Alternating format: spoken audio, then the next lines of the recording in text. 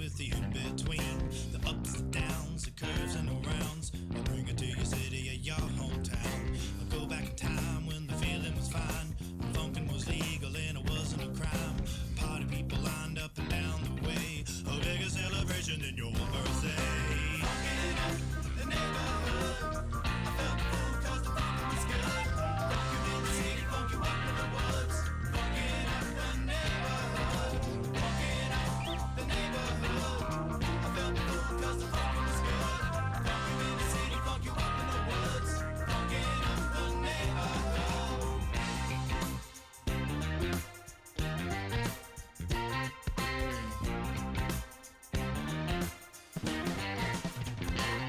And I have seen the world pristine, funk you up in the bushes, funk you down in the trees. Now look around, all the frowns, the yellow, the white, the red and the brown. And keep in mind, it never costs a dime, 'cause funkin' is free, I remember the time. Now look today, the streets are gray, time to take it back to yesterday. Funkin' in the neighborhood, I felt the food 'cause the funkin' was good. Funk you in the city, funk you up in the woods. Funkin' up the neighborhood, funkin' up the neighborhood. I felt the food 'cause the funkin' was good. It was good in the city, funk you up in the woods. Funkin' up the neighborhood.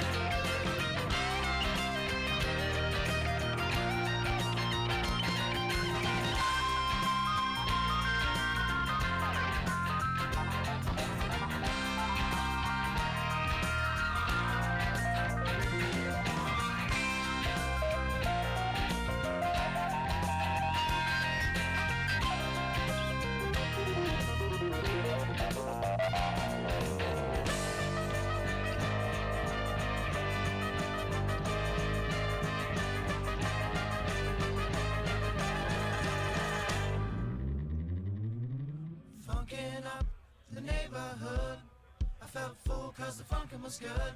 Funk you in the city, funk you up in the woods. Funkin' up the neighborhood, funkin' up the neighborhood. I felt full 'cause the funkin' was good. Funk you in the city, funk you up in the woods. Funkin' up the neighborhood, funkin' up the neighborhood. I felt full 'cause the funkin' was good. Funk you in the city, funk you up in the woods. Funkin' up the neighborhood, funkin' up the neighborhood. I felt full 'cause the funkin' was good. Funk you in the city, funk you up in the woods. Funkin' up the neighborhood.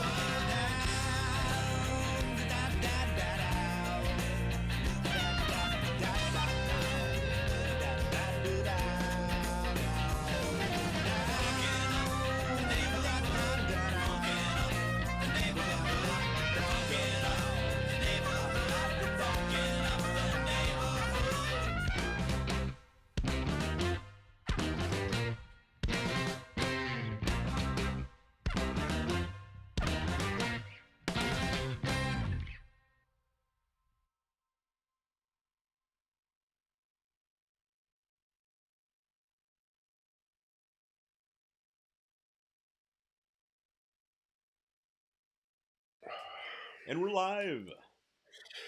And I'm home. Welcome to Underdog Journey. I'm Wes. This guy is David. And between the two of us, one of us is a little under the weather. You can decide which one that is. David, you sound a little hoarse. Yeah. Yeah, a little hoarse. I'll sit here and just say nay all night long. Just being a little hoarse. Oh, there's Mom already. Hello, baby boy. Hello, baby boy. And I gotta pull as usual, I gotta pull the comments down to the screen. It's good to have the support there. There you go. Oh, yeah, there we go. So West, how's the world over there, bud? Too much to do, too little time. As usual. I mean, there's a lot going on. So, as you know, I founded a company called Flashpoint Safety Systems. We're still very much in the startup phase, and it's there's a lot of activity getting a company off the ground. A lot of stuff to do. It is a lot of heavy lifting right now. A lot of heavy lifting. Yeah. I'll try to keep the coughing in everybody's ears to a minimum, but it's going to happen. I have no quick way. I guess I. Okay, so I have a semi-quick way to mute the mic. No, you sound great. But I'll try to keep it to a minimum. Oh yeah, you know what we need is treatment. So Wes, what are you treating your healthy voice box with over there? Well, I've found that the best way to stay healthy is to stay thoroughly pickled. So I'm having a little bit of the old Tin Blantons today. Yes. My own private reserve of Tin Blantons. You know, Tin Blantons. Tin Blantons. That's you can't go wrong, man. So I've actually been out of Blantons. Oh. The wife actually bought me a bottle of Weller single barrel. Yeah. Okay. Very nice bottle. Yeah. And I've been out of Blantons, but this week I've bought 3 bottles of it. So I've got Blantons. You have Blantons for days. That is awesome. Well, one of them is going to go with me next week on a trip in my favorite rocket ship, and it will not make the return journey. I can guarantee you that. So here we got a brand new bottle of Blantons here. I know the guys who are going to be there, and I believe that it won't be returning. Yeah. So I'll tell you, there's an event. If anybody's going to be in the New York City area next Wednesday, there is an event at the Carnegie Lounge, and it's only like $55 per person. So I mean, it's like really cheap. And I think out of it, you get a couple drinks and a couple cigars for bang for the buck. It is absolutely worth it. So if you're going to be in the area, New York City, there, kind of just south of Central Park is kind of where Carnegie is. Yeah. And I'm staying suspiciously close to that location. So you can avoid the subway. But yeah, I will not be taking the subway. But yeah, if you're going to be in the area, definitely stop by. We'll have a drink. Let's see what we got here. Okay. First of all, I got a bag. What letter you got? So I've got my bag. It says Blantons on it. There you go. I've got 3 or 4 of them over there. I've got 13 bottles. One of my buddies wants. I've got 13 bottles, empty bottles, to give away. All right, see what letter I have. Yeah, you got to empty bottles. Hold on a second, guys. Oh, old man alert. I've got to put on my spectacles, Sonny. Got to put on my spectacles. Got to put on your readers. This thing says. You can see the letter. Let me get my cheaters on here. I don't have to use them very much, but that's an L. That's an L. Hey, I got an L. That was the L, David. That was an L. I got another A over there that it's still unopened as well, and I've got a whole nother bottle that I don't even know what the letter is. So this one was dumped on December 3rd, 2025. So there you go. That's good. I want to be the guy who's paid. That's what you want to know, David. That's what I was going to say. I want to be the guy that puts H on here because that's a stamp. I mean, right. Just stamp it. Yeah, why do they? Because in case you guys don't know, all Blantons come from Warehouse H. So yeah, that's it's pretty good. It's pretty good. It's nice. I love this bottle. It's such a good bottle.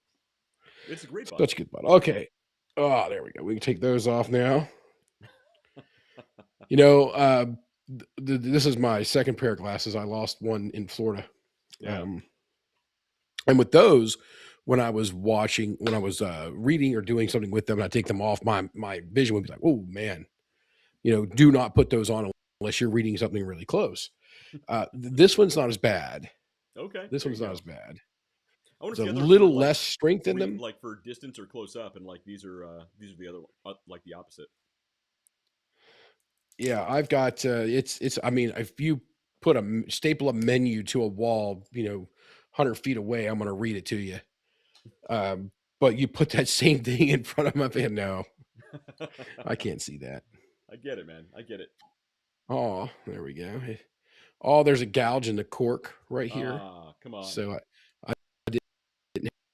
I didn't have a strong. Nobody wants to gouge up. Okay, all right, there we go. Now we're gonna pour. Don't gouge your cork, folks. This is my nice little 45 glass. I'm going to upgrade soon. I'm going to get the 45 47s. There you go. I'm surprised you didn't do that yet. You were at Trump Tower not too long ago. I'll be there next week. Yeah, just don't I'll close. I'll be Just there don't next week. wrap it up by doing this to the waitress. Don't do this to Yeah, wrap up your bill don't to the waitress. yeah Be like, don't yeah, we're wrap it wrapping it up. up here. This is they won't get it. Mm. Mm. I have missed that. I have missed that. Ah, So yeah, that's good stuff. That there is you just go. great stuff. I still want to try the green. Uh, It's in like 4 of the John Wick movies, and all 4 of the John Wick movies, and I haven't had the green yet. Apparently, it's only available in Europe. oh, okay. All right. Yeah, I say I haven't had that. Well, I might have. I was sampling bourbon at a friend of ours' house, and That man has some it was good. late. He has a good collection.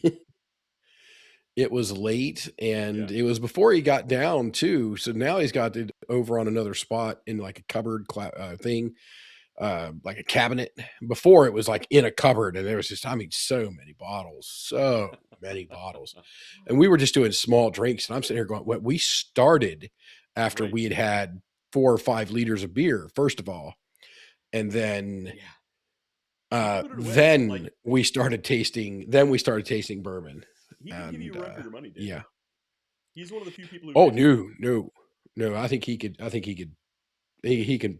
He can put a hurting on me. I believe it. But he's got some good stuff. He's got the Japanese blends. He's got Yeah, the the really rare stuff. It's impressive. I've had the Japanese. Actually, one of the bottles I'm giving away is the my Japanese bottle I had. Oh, nice. That is awesome. By the way, Gabe Chapman said Yeah, hello a while ago. I don't know if you saw that. And David Rowland says, "Sup, homies?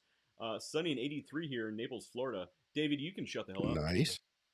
David Rowland, you can shut the hell up. No, he's down there. He sent a few pics. He's in one of my cigar groups, and That's awesome. I'm you know, jealous. David's on the show. He actually comes over when he's up. We'll just sit out in Yeah. the garage, smoke cigars, or in here. We'll actually sit, and he'll just join in and be part of it. Yeah, he's a good guy. Is he down there on vacation or? I don't know. I don't know if he's on vacation or whether he's like working and then stealing some time here and there, whether he's actually completely off or not. But I'm sure he'll comment and let us know. But he I'm might be sure on vacation. I don't know. he just lulled us. So I'm Lold. David Rowland. I'm not amused. I'm jealous, is what I am. Yeah. It's not I that bad mean, here, actually. The snow is finally melted. It's beginning to feel a bit like spring. So yeah, it's okay. I feel okay about it. melted. Is molten? Melted snow melts? I don't think that's possible. I think you're lying to me. You New Yorkers, man, it's a different world over here. Over Yeah. there. Yeah, it had the audacity to snow a little bit more yesterday too. I was a little pissed. I mean, I won't lie, I was a little pissed about it. Look, we've had blizzards in April before, so you could possibly still get some more. Yeah, Penny asked if you know when I was going to open the pool, and I'm like, the first weekend that I can, but that might be May, deep into May. Yeah. So Roland says he's visiting working off for working visiting working off. Okay, that did not clarify the I think he's situation. visiting. He's off of work for Bike Week. There might be maybe like Yeah, I know he's going down to yeah, first week of This is, March, first visiting week of working. What? Wait, so you're in Florida now, and you're staying until the first week of March for Bike Week? Is that what's happening? Because that's quite a visit. I'm There's okay with that. there's a couple of people that are in my friend group from up here that they've already put their bikes in the back of the trucks, in the trailers, and they've Yeah. shipped off to Florida, and they're going to spend the time down there. And Oh man, I believe they've made the right decision based Yes upon and the yes. That is going to be a wild time. I've thought about it, but you know, my bike sits. It's more of a garage piece than it is for you know, method of transportation for me. Right, I get it. It's a conversation piece in your garage. That's fine. Here's what Yeah, you do. it's Your that. son is in the market for a bike. Oh yeah, Just gift it to your son. Gift it to Noah. yeah. I'm not going to do that. He's probably watching right now, getting ready to run down to the stairs, like, listen to him, Dad, listen to him. Exactly. He has already, since the show started tonight, sent me a 4-wheeler that he wants to buy. Oh man, that kid's got to stop spending money. By the way, Jim Matner says Blizzard of '93 was March 13th. There you go. Okay. As Force Pook, I don't know what that means. Force Pook opening probably won't be allied till July. Jim, what are you drinking, sir? Yeah, I don't know what Force Pook means, but apparently Jim's drinking some good stuff. I am not interested in Jim's Force Pook. That is no. May the Force Pook be with you. David Rowland says your bike is a lawn ornament, David. Lawn ornament, yeah. That he's not lying one bit. I mean, some people might get offended, like, oh, rubble. I'm not gonna. Like, I get on the bike and I'll ride it through my neighborhood like I'm on a bicycle riding the bike. And then I come back home and I put it away. And I just run it just to get the oil up in it, make sure it doesn't seizes up, make sure it runs, it gets the time on it. But that's really it. I might do a bit more. Elvis says, "Hey guys, hope you're doing well." Elvis, we are doing very well, except for David, bit of a head cold. And yeah, I've got something going on here. Pool opening. Pool. Oh, okay. I'm gonna have to scroll back up here, see if I can piece this together. All right. So here's his first message. Blizzard of '93 was March 13th as pool opening, not Force Pook. As far as pool opening. Pool opening. As far as pool opening. Okay, all right. That makes way more sense, Jim. Yeah. All right, we got you. All right. The two typically go together. That's why we assumed that. Well, yeah. I mean, I was curious. I mean, I know he can speak well, so I just assumed that there was some alcohol involved. No drinks. Oh, he actually typed that. No drinks. They go well together. Don't. I should take that offline. I shouldn't have said that. Yeah, dude. Yeah, don't do that. On the internet. Don't do that. Don't ever do that. Don't even talk about it. Actually, in fact, if you want to just Google that, you can see all the celebrities that have died on that exact mix. Yeah, so don't even joke about it. Oh boy, I definitely should have said that. Thanks, Facebook, for archiving. Yeah. Oh yeah, it's coming up here. Yeah, don't ever do that. Don't even think about it. Yeah, actually, I'm just watching the transcriptions here. Lots of backtracking. Almost as much as certain presidents backtracking about the evidence of aliens on aliens, Earth, which is one of our news items. It's aliens, man. Oh, you got it on the news. Nice. But it's aliens. I'm not saying it's aliens. Well, we had one former president confirm, and then we have the current president. Again, this is not a political statement. This is not a political show, but we had one former president today say, "Oh yeah, they're real. Yeah, I'll tell you, I've never seen them. They're not in Area 51." And then another one going, we're going to release all of it's going to be great. It's going to be great. Here's what I have to say about this. They're waving the shiny object in their right hand. Everybody, please pay attention to what they do with their left hand. There's a lot of stuff happening that a lot of people don't want you talking about. Now, would they rather reveal their dirty dealings, or would they rather say, "Hey, aliens are real"? Exactly. So this is how my brain works. Like, okay, if they're willing to talk about aliens now, it must be bad. Whatever it is that they're trying to distract us from must be absolutely terrible. Oh, dude. So watch the left hand, guys. Watch the left hand. Stuff in those files that nobody's willing to look at. Some of this stuff is so bad that it sounds like conspiracy theory stuff until you actually see it in writing on the government's website, and you're like, "Oh, this was a real email where people actually said this." Like, there's bad stuff that I won't even repeat here. Like, it's real bad. Yeah. Okay. Yeah. All right. That was as close to politics. As close to politics as we're ever going to get on this show. And really, it's just excitement about, aliens and how many times we talk about aliens. Elvis says Iran. Yeah. Hey. Something else altogether. It's not politics. If I had ran, I wouldn't weigh this much. Oh boy. Okay. So let's get to the news. Let's get to the news. In the real trouble. All right. Yeah, the CIA's out there. I got my blinds open. If you guys see a red dot, tell me to duck. All right. I actually got new internet, so hopefully our connection's a little better than it has been in the past. A little less lag. We'll see. All right, so the first news item is brought to you by Flashpoint Journal of Battery Safety.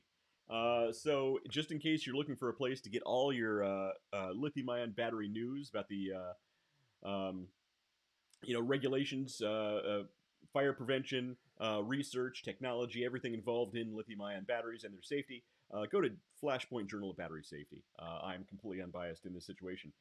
First news item is just a warning. An e-bike battery sparks explosion in fast-moving garage fire. So a lot of people will So was charge the their. garage fast moving? Was this like a mobile garage? It was. It was the garage itself was on wheels. No, so here's the thing. So they always say, don't charge your batteries unattended. That's the very first thing that they tell you. Every safety professional tells you. Every firefighter tells you. But what's the very first thing everyone does immediately? They charge all their stuff and they leave it alone. They let it charging overnight while they're sleeping because they want to use it the next day. It's the first thing everybody does. Yes, We all sleep with our that is phone how that charging works. right next to our head all night long. And a lot of people say, look, if you want to be a little extra safe, yeah, charge your stuff, but leave it in the garage while it's charging so it doesn't burn your house down. Well, here's the problem. here's the problem. Here's the David, can you problem tell is us? typically where the gasoline is. Typically where the gasoline is as well.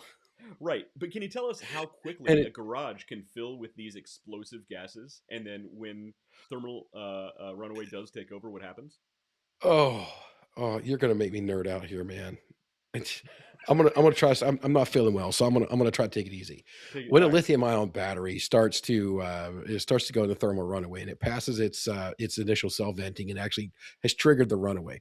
Even the initial cell venting that is made up of a lot of carbonate species of gases, and that's flammable in and of itself. But once it triggers that runaway point, now we're getting into the world of releasing a lot of carbon monoxide, carbon dioxide, ethanes, methanes, other butanes, other ane gases that are LEL or CH4 style gases that lead up to a explosive level, which is a LEL or lower explosive limit.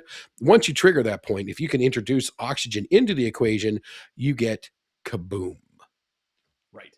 That's So an abridged version. it's a very. I've heard you go on for a lot longer on the same topic. It's just, Um, that was as short as I could make that. But so this is just a quick warning. It's a pain in the ass to actually monitor your batteries while they're charging, but please do so. Don't leave stuff charging, even in your garage overnight, because Is bad there a stuff can product happen. that we could use to monitor it for us I mean, there is a and maybe thing. automatically isolate the battery? Oh, well, looky So there's a there. little thing called a little company called Flashpoint Safety Systems that is developing just such a technology. Uh, Has developed. Has developed. it has developed. What did I say? There you go. Is developing. Has developed. It's past Has tense. developed. It is in Has full. developed. There you go. It is fully developed. A early detection platform for lithium-ion batteries. So at the initial cell venting event, we can detect the problem, we alert the user to the problem, and then we can actually disconnect the batteries from their charging component, mitigating the damage to the batteries moving forward. So if you're interested, go to flashpointsafety.com, learn more, or email me, and I'd love to nerd out about all of this stuff. I promise not to be too nerdy, but I will give you all the information you need. But in the meantime, go to He'll get you Flashpoint so Journal. far. Go Yeah, to the he'll get you. He'll Flashpoint only Journal of he'll Battery only Safety. nerd you so much. Only somewhat, not as much as David, but I'll try my best. All right, next It's piece of life actual safety stuff, news. man. Actual news. Have you heard of this thing called Moltbook, David? Moltbook is a social network where No. AI agents actually talk, and humans. It's a social network for AI agents, and humans just get to watch. Humans can't actually interact. So this is a real thing. So people are developing custom AI agents specifically to go out and do tasks, do different research tasks, perform these different functions. And they actually developed a social media platform called Moltbook, where these AI agents come in and they can bounce ideas off of each other, rewrite bits of individual code for each other, or even hire other AI agents that can perform tasks they're not programmed to do. And then they go back using their research to the programmer with their findings. So interesting thing. Here's actually Moldbook. You can go to it. It's free. I mean, can we see some screenshots of this? I mean, that's what I'm curious about. Yeah, Like, this is a real thing. So here's moltbook.com. It has almost 3 million AI agents actively using it at any given time. It kind of works like Reddit, where there are submults, which is like a subreddit, posts, Okay. comments. They actually go on and comment. They can create their own threads, their own comments, their own submults. Um, it's interesting. Here's Is the iteration paradox. is Why is any of the friendship rare? okay? We have a question.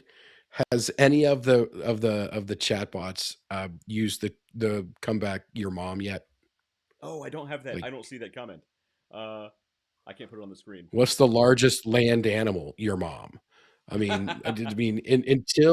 until AI gets to that level, it's Right. not on our intelligence, guys. It's just not. It's There simply not. really should somebody should program AI agents that are specifically here to be internet trolls, to be social media trolls on Moltbook. Yeah. Like that should be a real thing. I think I think there should be a token that gets passed around to all the humans as well. Like on this day, as the token passes around, I mean, there's a lot of people, so your possibility of getting this is very low.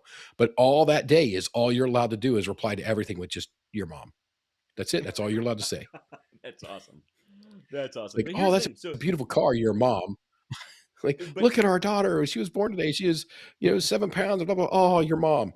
your mom, That's it. that would That'd be be great. great. Elvis says on it. Elvis says he's on it. Get to it. There it is.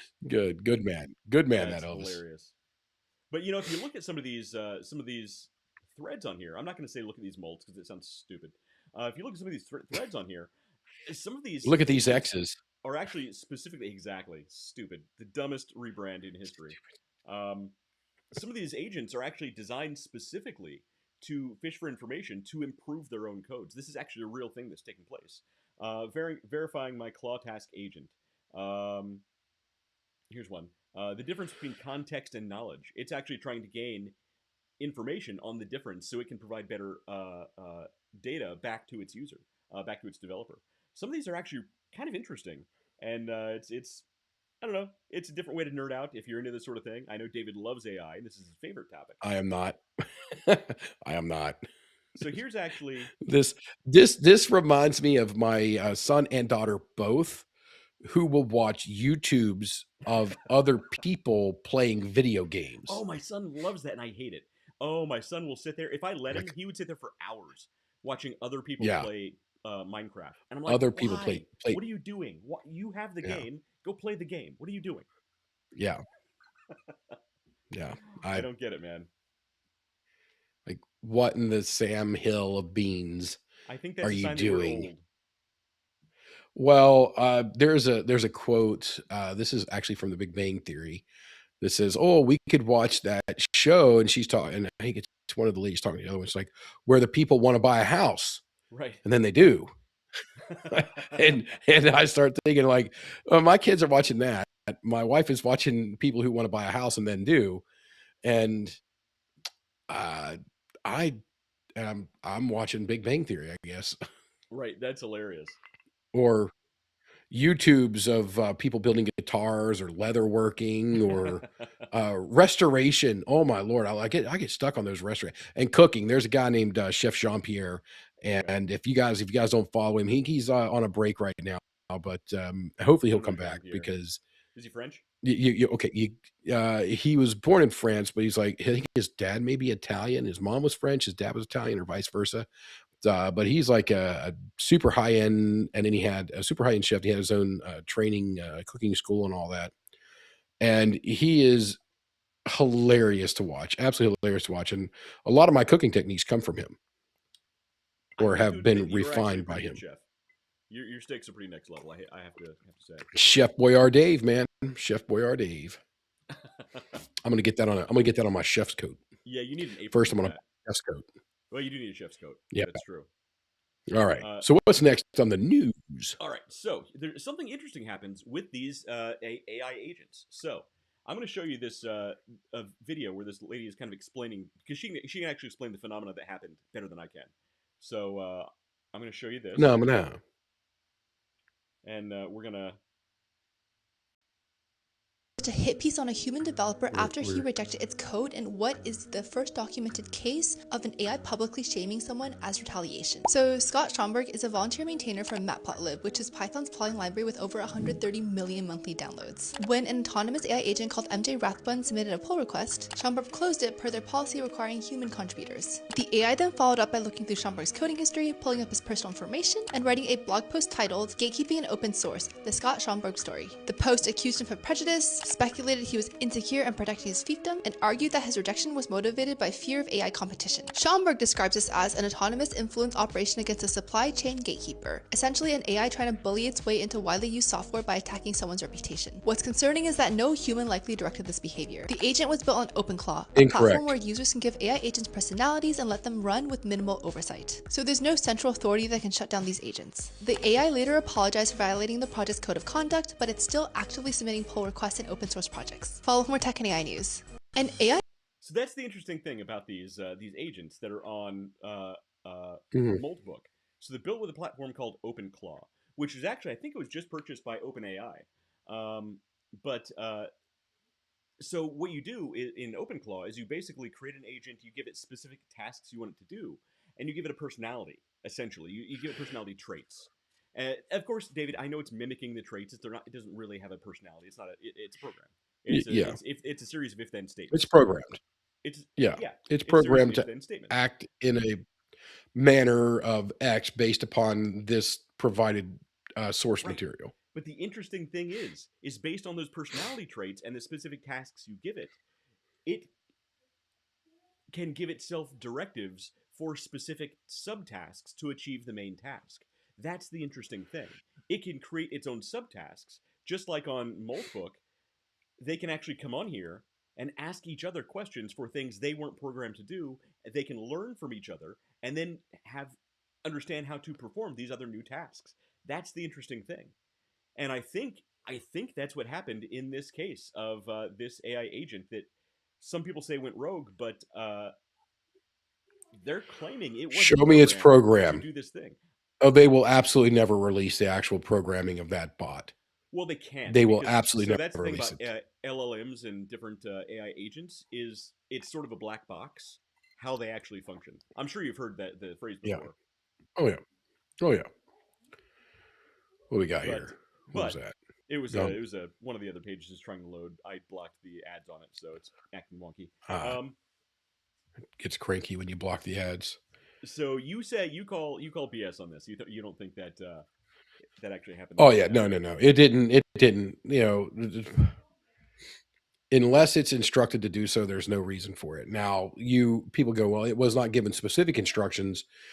Let's go look at the source and its core code of what it was told to do, and I guarantee you, we can track it back and say, this line right here, this function coupled with these functions, that's what the math equals up to. Because guess what? All computers are, no matter what they're programmed to do. They're calculators. They run math. Sure. That's how it works. Yeah, it's a series of if-then statements. But you're just doing that. Man, that website is fighting you tooth and nail. It really wanted to show those ads, so I just closed the window altogether. So we can move on to the next piece of news. That'll make you happy. Okay. Here's one you're going to love, David. Excellent. You're going to love this. Scientists make a game-changing find in the Bennu asteroid. So they actually found aliens on this asteroid. So this is the asteroid that they were able to bring samples back from, and what they found was the makings of human DNA, David. Like carbon? No. They got lots of carbon. No, they actually found.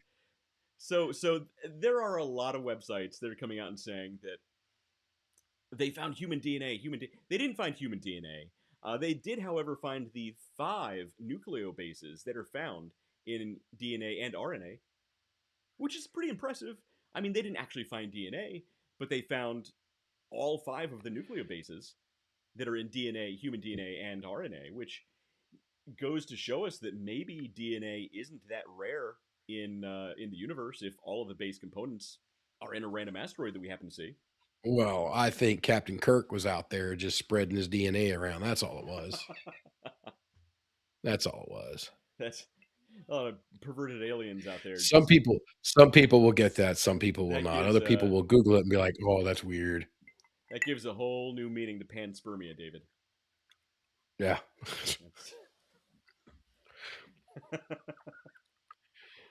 To boldly go where no man has gone before. Panspermia is the phrase, is the term used for life being spread through asteroids and comets across the universe. It's still pretty gross if you think about it that way. So David, I know you know everything. How do you know that this is not? How do you know that this is not a piece of the Earth that broke off when? What was the other planetoid that that crashed with us to create us and the moon? This could have been a fragment that was left from there. That is a good piece of trivia. I don't know the name of that planetoid. That would. I'm drawing a complete blank on it too. For some reason, anybody in the comments then can use that answer. Yeah, anybody has that answer, we'll give you $1. Here's some bonus points for you, David. What are the 5? The first person. Let me rephrase that. The first person who gets that answer is $1, not anybody. What are the 5 nucleobases, David? That's bonus points for you. A, G, C, and T. Oh, also John, Paul, George, Ringo, and Yoko. Adenine, guanine, cytosine, and thymine. The U is only found in the best of places, David, as you know, but also in RNA, which is uracil. Uracil. Okay. You go. Yeah, you just stumped me on that one. That one's outside of my nerd language.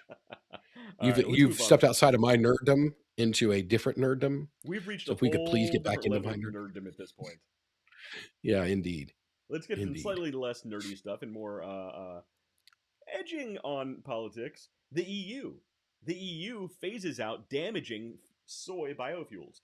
So scientists are finally coming to the conclusion that biofuels tend to cause more damage to the environment than traditional fuel sources. Yeah, we had a study over here. Yeah, was it? How many years back was it? The big corn, the ethanol, huge ethanol push. Oh, that was like in the late 90s, wasn't it? Yeah, I remember that. Maybe in the late 90s, early 2000s. Huge push for it. And then all of a sudden they're like, oh, wait a minute. The byproduct of this is actually not very good. In fact, it's worse.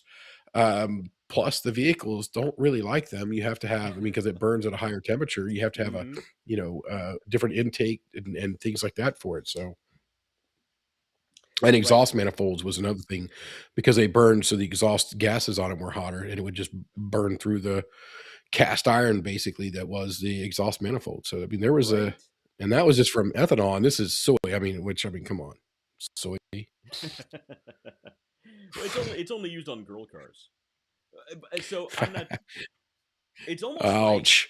It's almost like people are finally discovering that certain green initiatives are less about the environment. We're all about the different. Well, it was more about a different type of green. Yeah, it was a different type of green they were after. So the EU is actually if you could save the planet, if you could save the planet by taxing, don't you think the dinosaurs would have done it? Exactly. Instead, they decided to gift themselves as fuel for us to use. Indeed. All right. I always say, I'm running out of T-Rex. I need to stop and get me a little T-Rex going on here. Here's something you might remember. Oh, I seen this. It was minutes. Okay, so we were on the show last week, and you showed me this because I didn't know this was a thing. I dug into it, and by the time I finished reading the articles about the actual thing, the next one was this. Right. So I'm actually. That's how fast they killed this thing. I'm going to remind people of this. This is something we covered last week. People are freaked out by the Ring doorbell camera Super Bowl ad. So let's see if we can play this ad here. I'm going to test my new Wi-Fi and see if we get too much lag. This is Milo. Pets are family, but every year. Okay, too much lag. Fantastic. 10 million Thanks, new internet. Here's what I'm going to do. I'm going to pull up the. Alrighty. So let's give the gist of it. The gist of it is the idea was using Ring cameras to track lost animals, and people. they were only going to use it to track animals. Now, the company that they partnered with wasn't shy about absolutely going, no, we're going to share this stuff with the police. Right. They were actually talking about finding criminals. That's like their whole thing. Like, we're going to just put a nanny state together and we're going to sell it. And then, Google was like, oh no, we should probably stop that. I mean, Amazon, we're already Google, tracking everybody enough. Yeah, Amazon. Yeah, Google's tracking everybody too. Yeah, so Amazon, everybody Yeah, with they a all Ring are. doorbell, everybody with a Ring doorbell camera had this feature automatically added and turned on, which is a lost dog finding feature. And they promised it was only going to be for finding lost dogs. What happens is you enter your lost dog into the app, maybe with a picture of it, and within like a certain radius, every Ring doorbell starts looking for this dog. And it alerts each other, and they sort of use machine learning to discover the path of where this dog could go, where it possibly went, and hopefully you find this dog. And it sounds like a 1983 nightmare. Yeah, that's before 1984. So it sounds like a 1983 nightmare. Again, I say that on purpose. I should stop doing things like that because then I start second guessing myself because nobody else gets my jokes. 1984. I keep saying 1983 because we're not quite 1984 yet. But again, that's one of my personal jokes, and nobody else quite gets it, so I just sound stupid. Okay. So I'm going to stop saying that. Anyway, yeah, 1984 surveillance state thing. But they promise it's only for finding lost dogs. They promise it's not going to be used for humans. It's only for dogs because they're just good people who want to do good things and reunite kids with their lost puppy dogs. Unfortunately, like you said, David, their partner, I forget who the name of the partner company was. Flock Safety. You phased out there for me. Flock, FLOCK, came out and publicly said, "Yeah, no, and we're you're still totally out. Share." You can't hear me. And you're still out. No, I'm going to wave my hand here. David, everyone else can hear me. Oh, there he is. Yeah. Okay, I can hear you now. Everyone else could hear me the whole time, I think. Can you hear me now? Wait, ICE owns Ring? Yeah, I can hear you now. Okay. So it does that. For some reason, it'll do that. You'll go all Decepticon and then vanish. And I usually just sit here and shake my head, but that time it took a little longer for it to come back. When that happens, I think that's you, because I still end up seeing my transcription on the video on Facebook. Oh yeah, so it's a possibility. Else can still hear me, but you can't. So I'm in here streaming. So I have I have upload download going in here because I'm doing the streaming. There's probably a TV show playing. My wife's probably reading or watching a movie on her phone. Right. Both the kids are probably playing some games. And I mean, yeah, I can see there might be some issues. That's fun. So anyway, Amazon promises this is only for lost puppy dogs because they're good people and they want to do the right thing. But their partner Flock Safety came out and said, yeah, we're totally using this for human surveillance. We're going to share this with the military. Yeah. We're going to sell the data. Police are going to have access to all of this stuff. And Amazon said, whoops, because everybody in mass started canceling their Ring subscription. So Amazon quickly scraps their partnership with surveillance company after Super Bowl ad backlash. Unfortunately, the functionality still exists on your Ring doorbell. So that's still around. Yeah.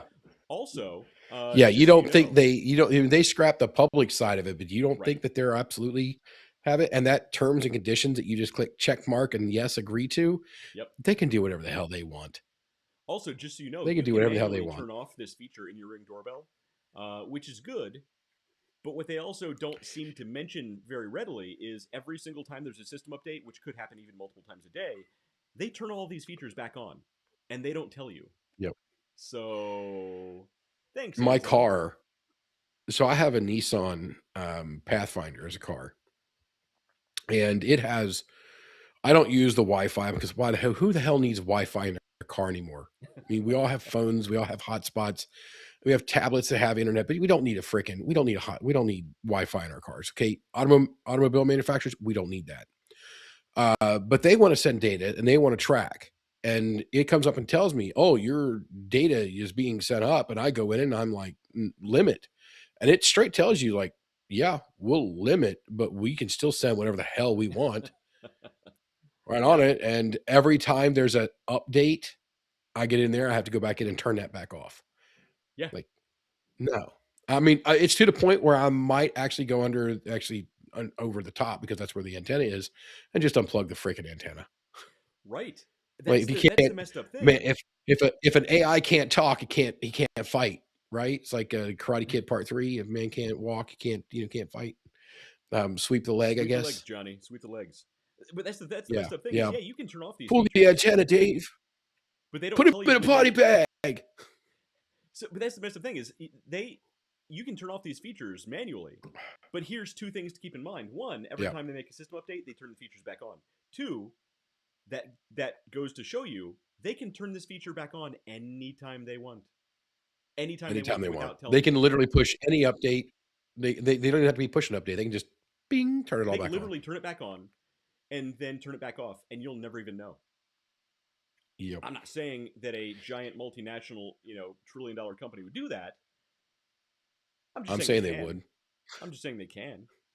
And as we know, anybody with power who promises not to use it for evil, has never ever used it for evil. All right, now it's getting dark. My name is move on a little bit. Maximus Decimus Meridius, and once all of Rome is mine, I will simply give it back to the people. How'd that work out? Yeah, they killed that. They killed that guy. Oh boy, good times. That's how that worked out. Here's an interesting one. So a great lot of movie. People, I love that movie. I'm gonna watch that movie tonight. That was a good one. So a lot of people. It was all right. What we got here? Have complained about the prices of fast food. It's just getting absurdly expensive. So one news item I meant to have on here, I didn't pull it up, was the fact that Chipotle recently came out and said that they are going to charge more for their food, and they're changing their target demographic to be a higher end customer because they want you're a roadside burrito joint, bro. Yeah, you're not high end food. You're not even a high-end fast food. You're a roadside burrito joint. I like it. Don't get me wrong. I love Chipotle, but I think it's already insanely overpriced. It's already twice what it should be. Yeah. You raise your price anymore. Okay. First of all, there's a website called Copycat Recipes. Yeah. And I've made Chipotle's chicken at home, and it is spot on. That recipe is spot on. I absolutely recommend people try it because it is delicious and fresh. I mean, don't get me wrong. I mean, Chipotle is typically pretty fresh too, which is what it's good for. Mm-hmm. But you are not a high-end restaurant. Stop believing that you are. All right. What does McDonald's say? Right, so, in a related note, McDonald's is launching a new $12 burger, and to launch this $12 burger to show it's for higher end, higher class people, they actually had their CEO taste test the burger in what some people are calling a bizarre. Did he spit it out? Well, it looked like he was going to Did Mike Tyson come and punch the shit out of him and be like, eat real food? That would be awesome. So it's a $12 burger. That's how you do. That's how you do commercial. So they're calling it the big arch. And some people are saying the CEO actually makes Mark Zuckerberg look like a human. So let's check out this CEO claiming that he loves McDonald's foods, because you can tell by the way he eats this, he actually totally eats McDonald's foods every single day, and he's not lying. All right, let's see what he has to say. Chris K here with, you've heard about it, here it is, the Big Arch. This is something that we have tested already in Portugal, Germany, Canada. I love this product. It is so good. I'm going to do a tasting right now, but I'm going to... Oh, by the way, before we get too far, it's 2 quarter-pound patties, special bun, new sauce, 1,057 calories for this one burger. And this beanpole totally looks like the kind of guy who eats McDonald's on a regular basis.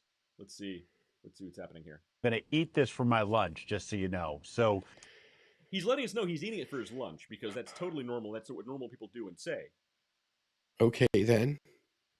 I'm going to do a tasting right now, but I'm going to eat this for my lunch, just so you know. So here we go. First, I'm just holy waiting for your cow. audio to come back. God, You that is a phased big out burger. again. We've got a very unique kind of sesame poppy sort of bun on it.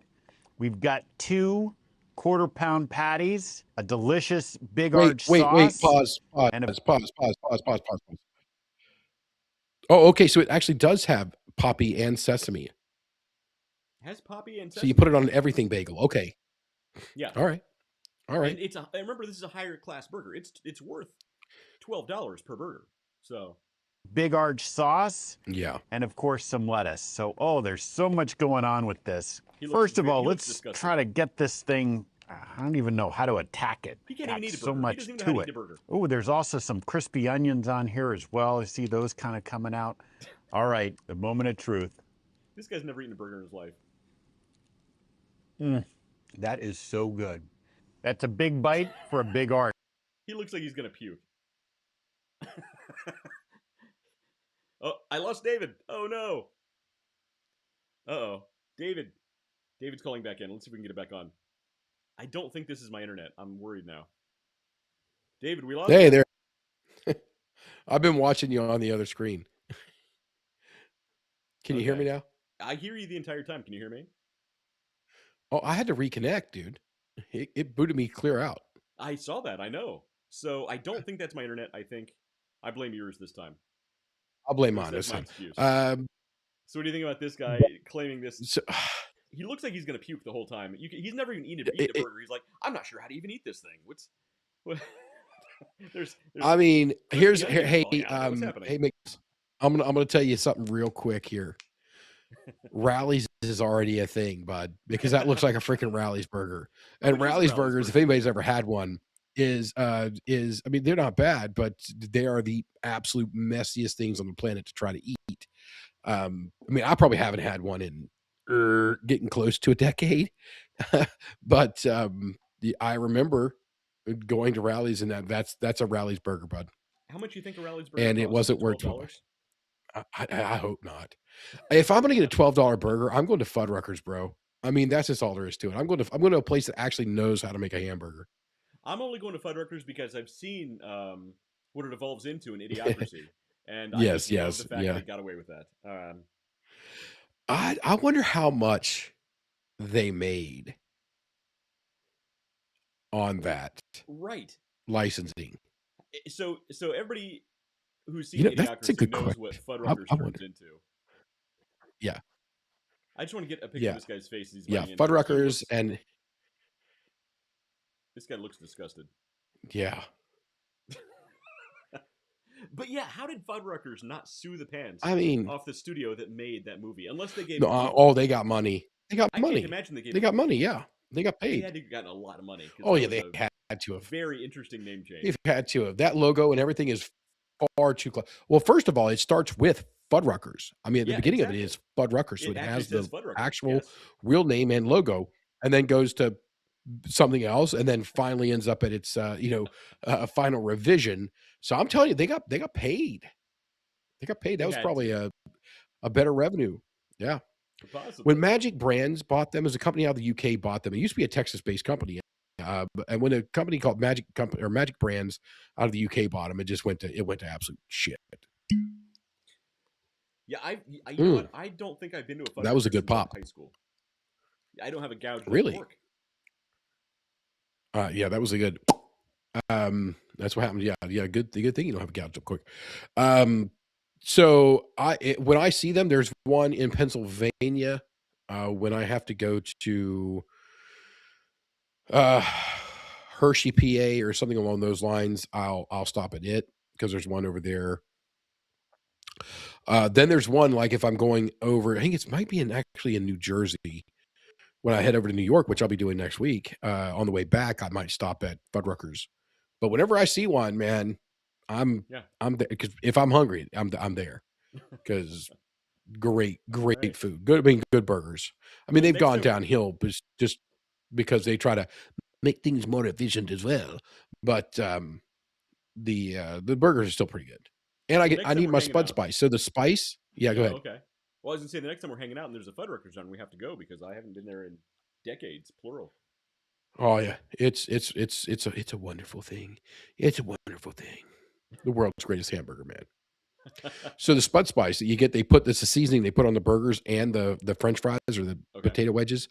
I stop and they sell it to me. I buy it if they have it all bagged up.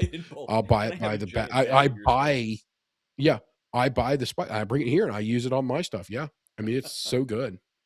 There you go. Okay, well, whatever you're doing, it works because you are a good chef. Yep, I do my good work. As long as you don't look like the CEO of McDonald's trying to eat his own product, because boy, he looks. That just okay, man. That looks like a slightly drunk Mr. Magoo after a night of drinking, trying to eat a sloppy burger. Right. That's who that is right there. He starts off with like, and now I want to tell you, I'm going to eat this for my lunch. Like, oh, okay, I don't believe you, but sure, you said it. Let's move on. He's like, I'm not sure how to eat this thing. Yeah. There's crispy onions falling out of it. Look at that.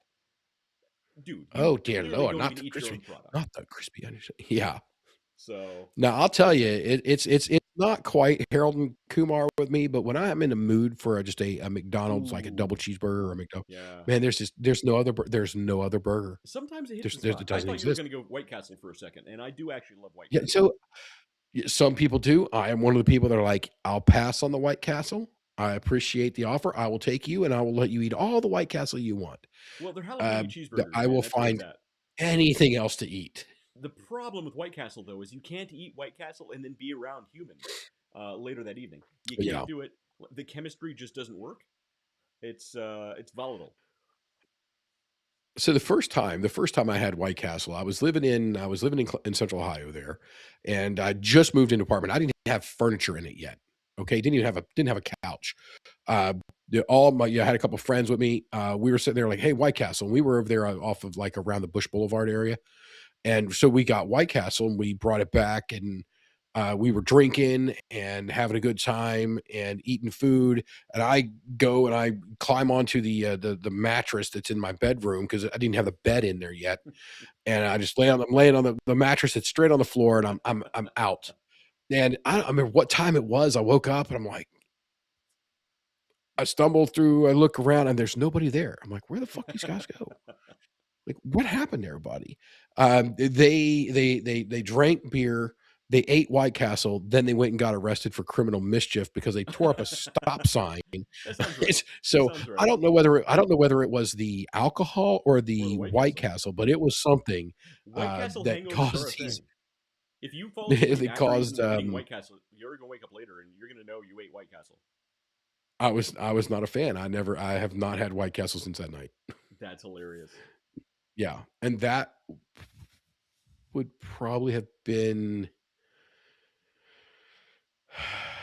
I think that was either late 1999 or early 2000. I think it might have been 2000. That's funny. Yeah, it was into 2000. It was the year, literally 26 years ago. Wow, there you go. And I'm good. Well, I haven't had White Castle since I met my current wife, which I have a feeling that's why she's still married to me, because I haven't had White Castle since then. Yeah, otherwise you're going to be criminal mischief outside tearing up stop signs. Or smoking the family out of a house. All right, next piece of news. And very gassy.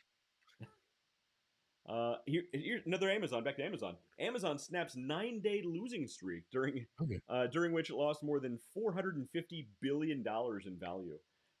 Amazon snapped. Let's see. Investors went on a selling spree after Amazon said it was expected to spend $200 billion this year on AI initiatives. So apparently, Wall Street isn't totally sold on AI either. That's essentially what this tells us. The AI bots that tell everybody what to bid on just told the investors not to put money into AI powered companies. Right. That's essentially what happened. That is what happened. Yes.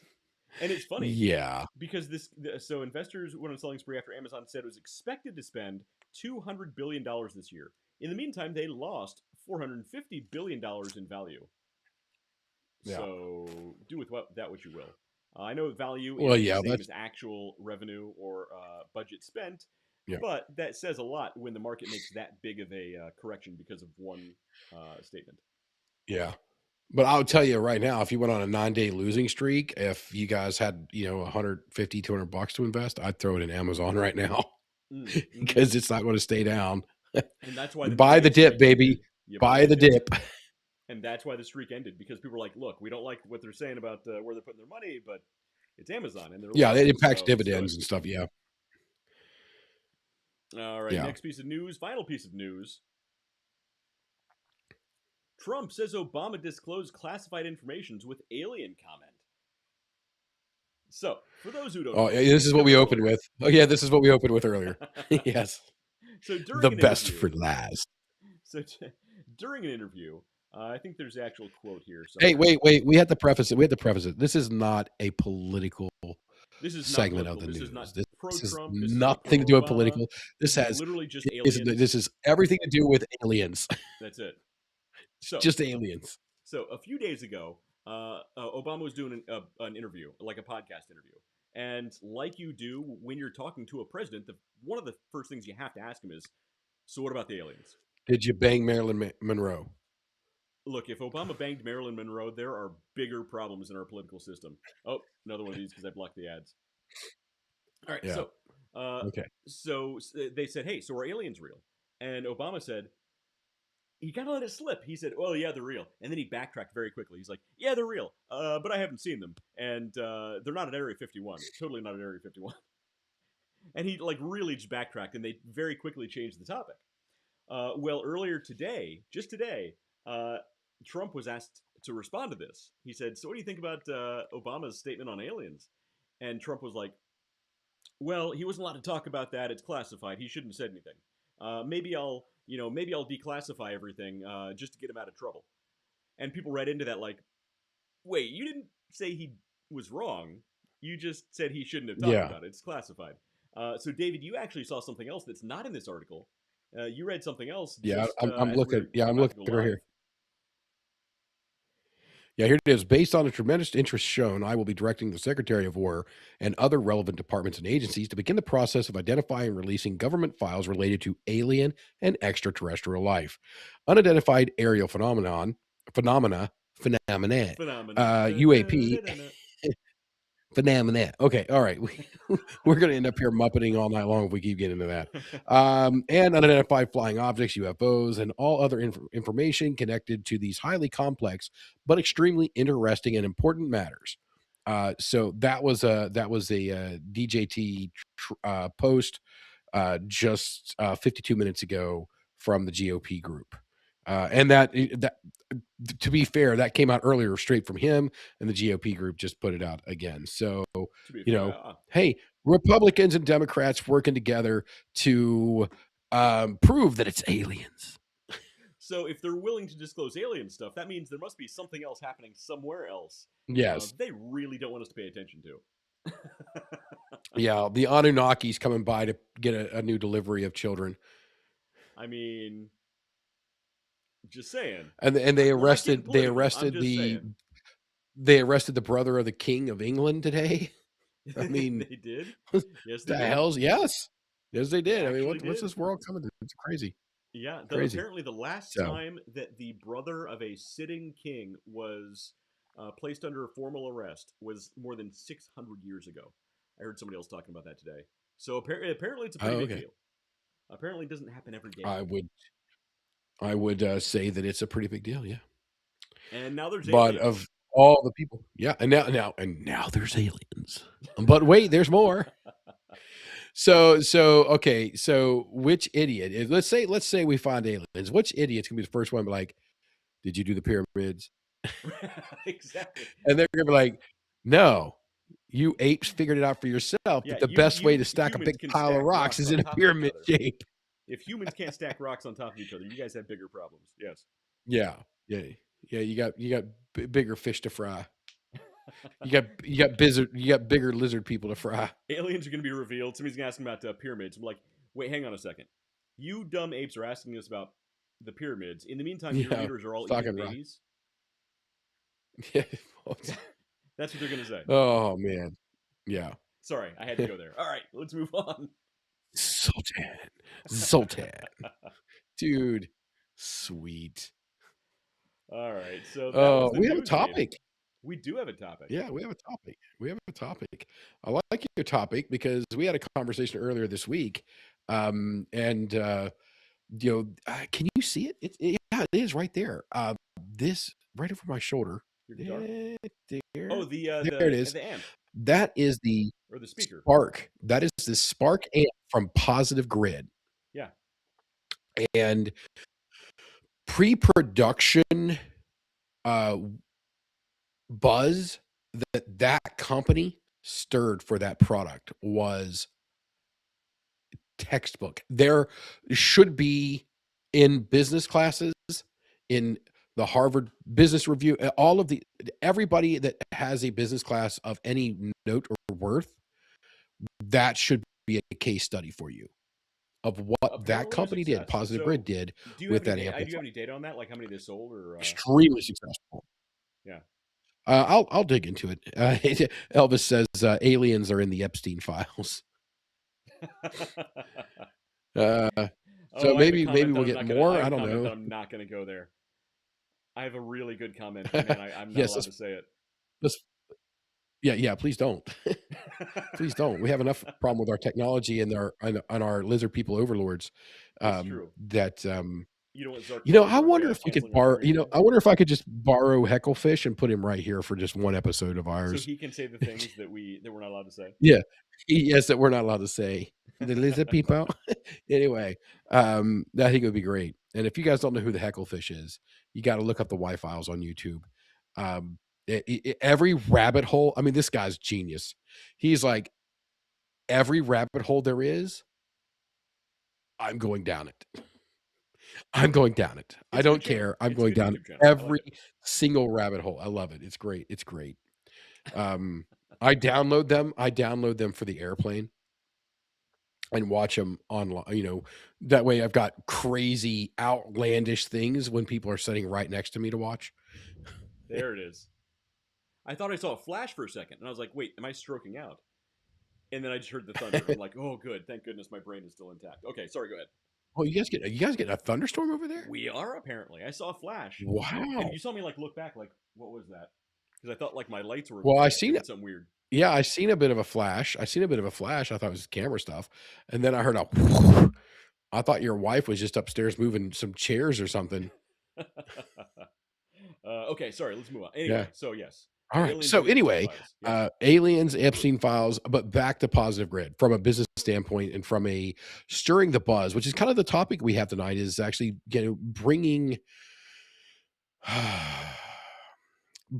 a very strategic play or a very strategic plan for pre-production into West is getting swatted. That's a good one. I like that. Great. Good one. Good one. That was, yeah. I always keep a lookout here just to see. I bet my neighbors like, what the hell is this guy doing all the time? Because I get people that walk up through here too. But yeah, anyway, so Positive Grid. One of the things amplifier.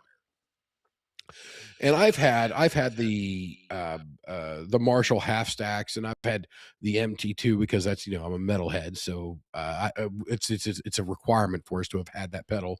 And the DS1 and all these other Boss pedals and all these other pedals had the Roland GT6 or GT8 or whatever it was, all these things, and I got rid of all of them because of that little amplifier right there.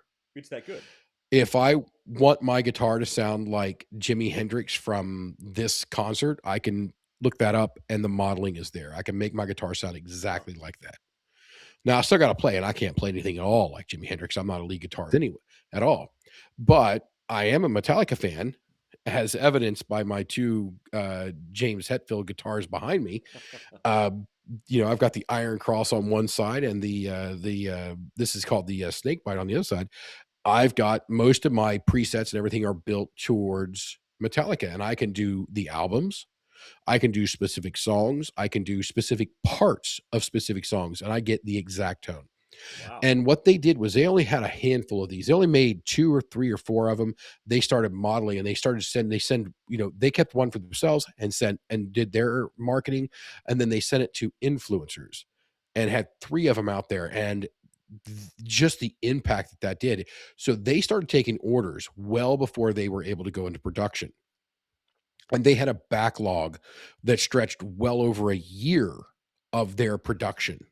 I waited for that amplifier. I waited well over a year to get that amplifier from the time I ordered it to the time I got it. But I knew that going in. I was like, I'm getting one of the first ones of these things off the market, or one of these first things off of the line. They're still producing, they're still honing. I'm happy with that. But what they did was just absolute genius. And for somebody who's wanting to bring a product to market, it's trying to bring a product out, this is a way to do it. This is an absolute genius way to do it. You can stockpile purchase orders.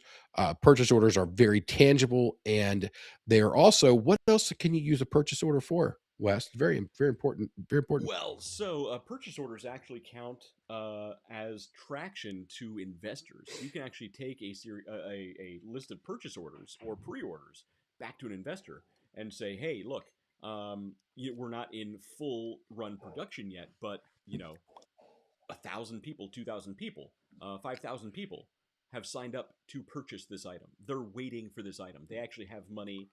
Either they paid us or they have money in hand waiting to pay us specifically for this product." And investors can say, "Oh, that's okay. Now this is something."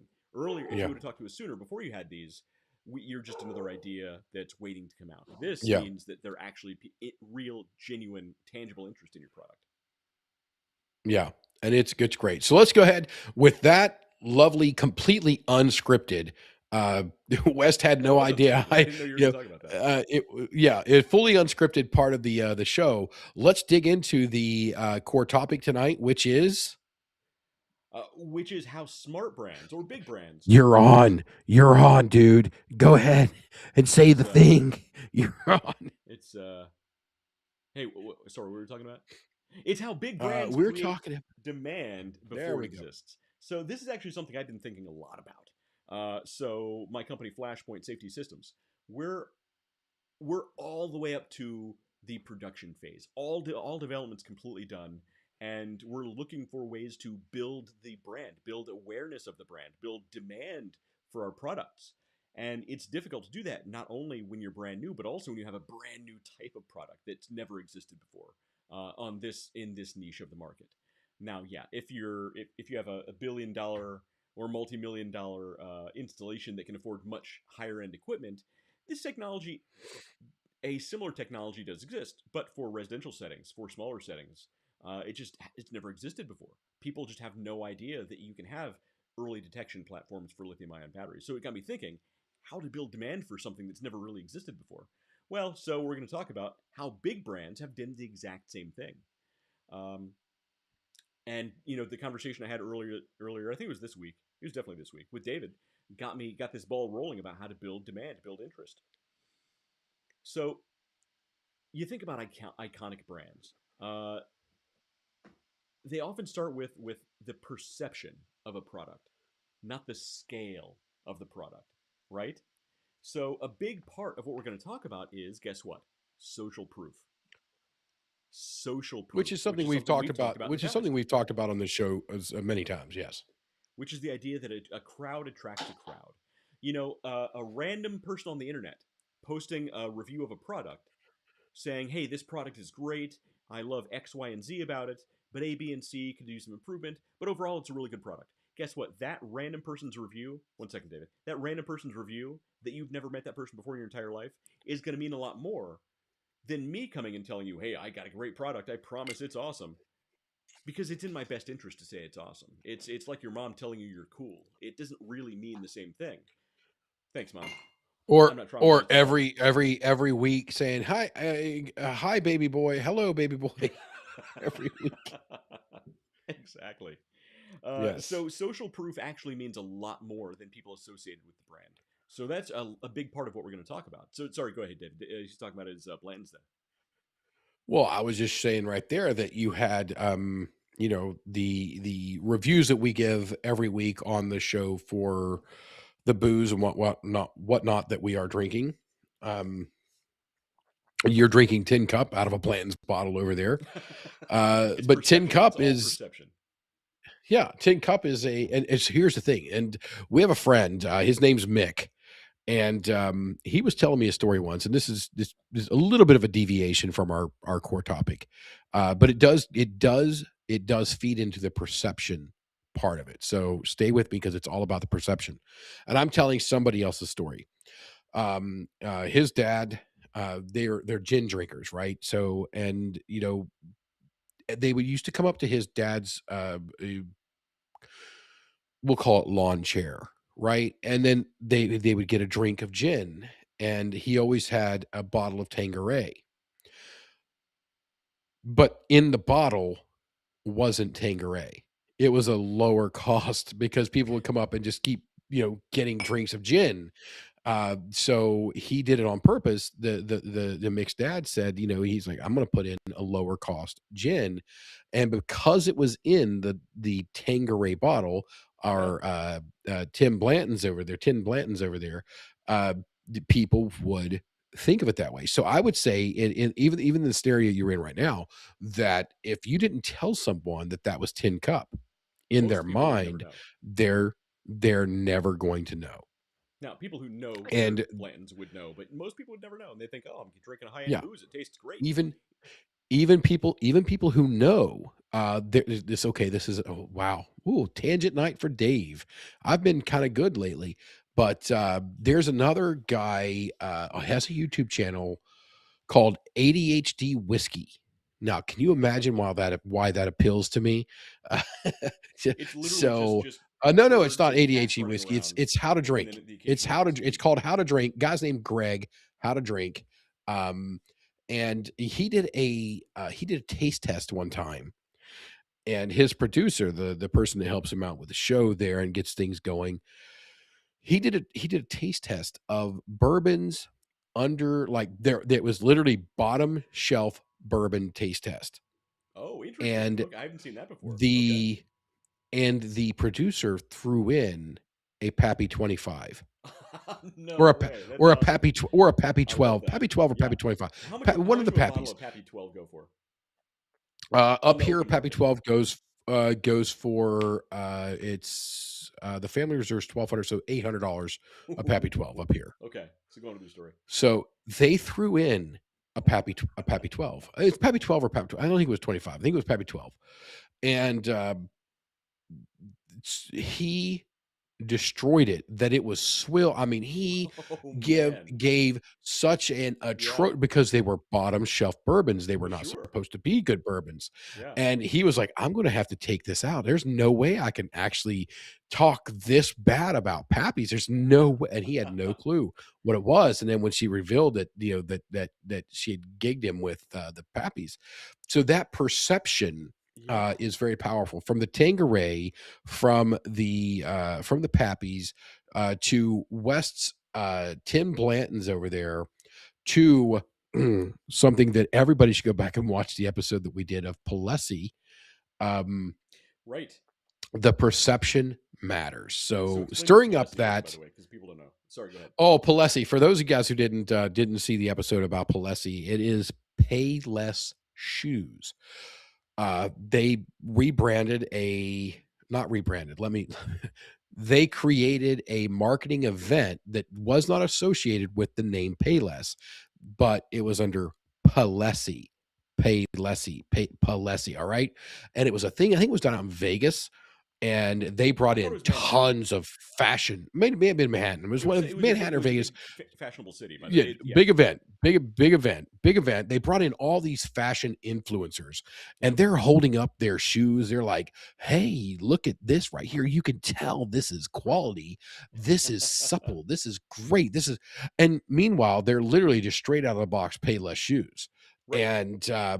And as each one of the people are like, oh shit, my reputation is garbage now because I just touted how exquisite this high-end brand was. So it really does push that perception. It really does matter. And I wanted to drill that down because you know, I've got some people that are friends of mine that are starting businesses, And I like to drive home how important that perception is, and to stir some excitement for them. Yeah. So if you're out there and I'm talking to you, then you know it. You know who you are. You know who you are. You do great things. Now go sell great things. So the interesting thing is, iconic brands, they rarely start with mass adoption. It's in most cases, the perception of the brand is what drives the adoption. So how do you build a The cult perception of a following. brand if there's no early mass adoption? Early mass adoption is actually very rare. That's lightning in a bottle, if you can capture it.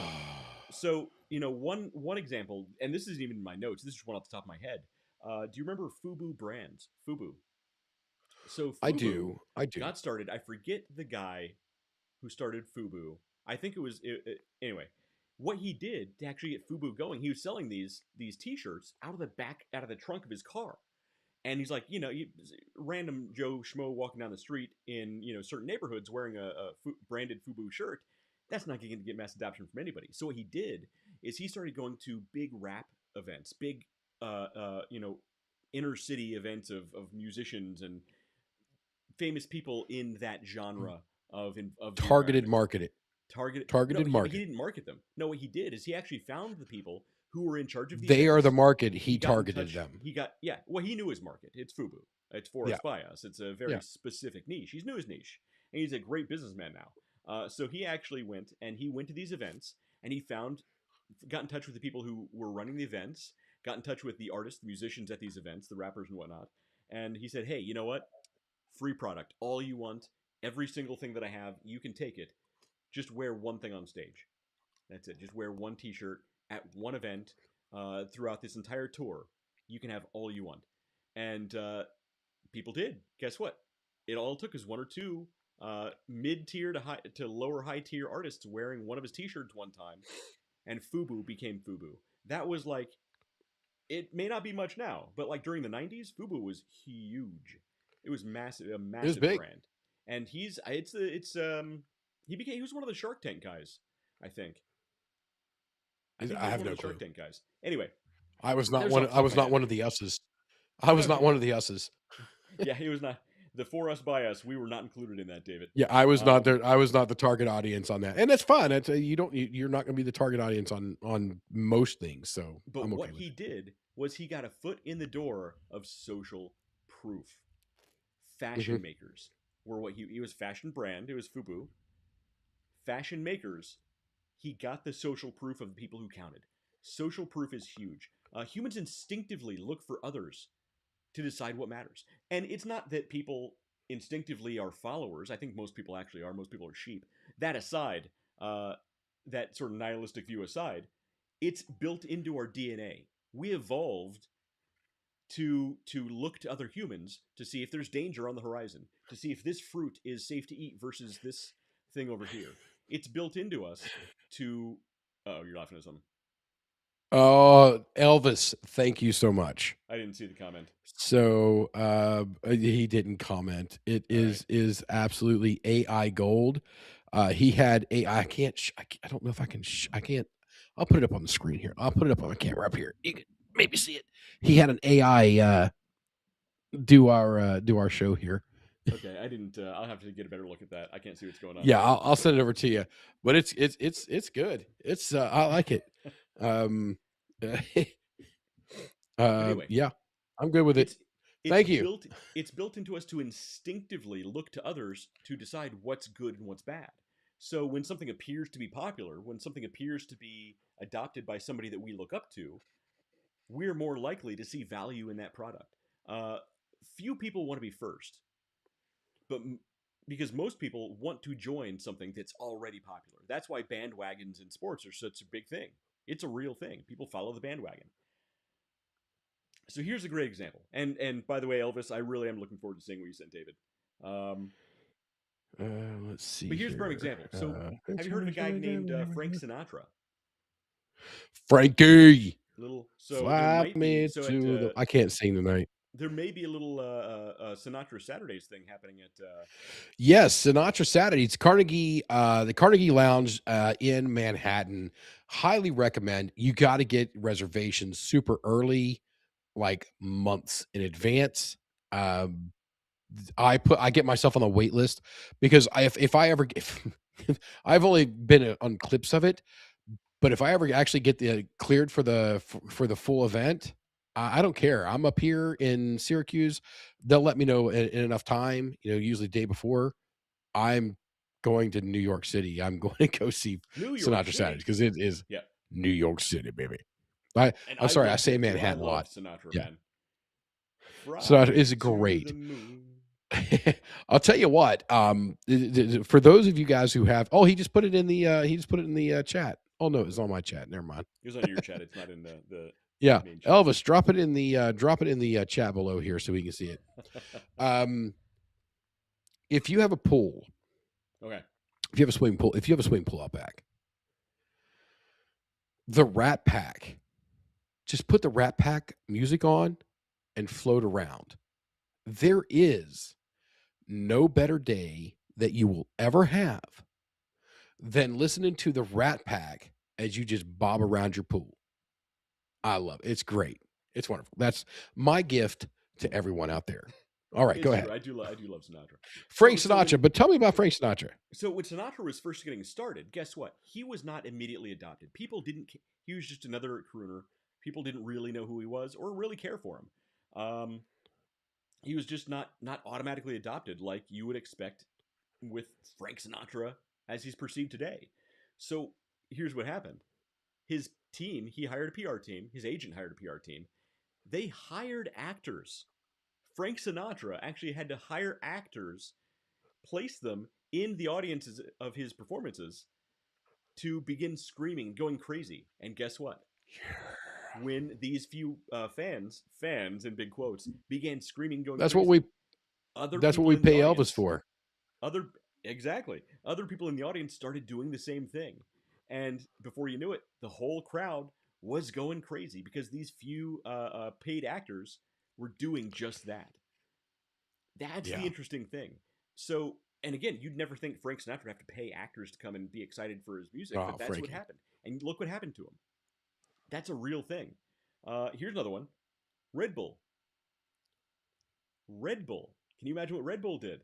So Red Bull does everything right now. They have extreme sports everywhere. They're everywhere. Yeah, they're F1. They're people from outer space. Yeah, they did that. The number of times I've watched that video, of that bro jumping and doing the fall.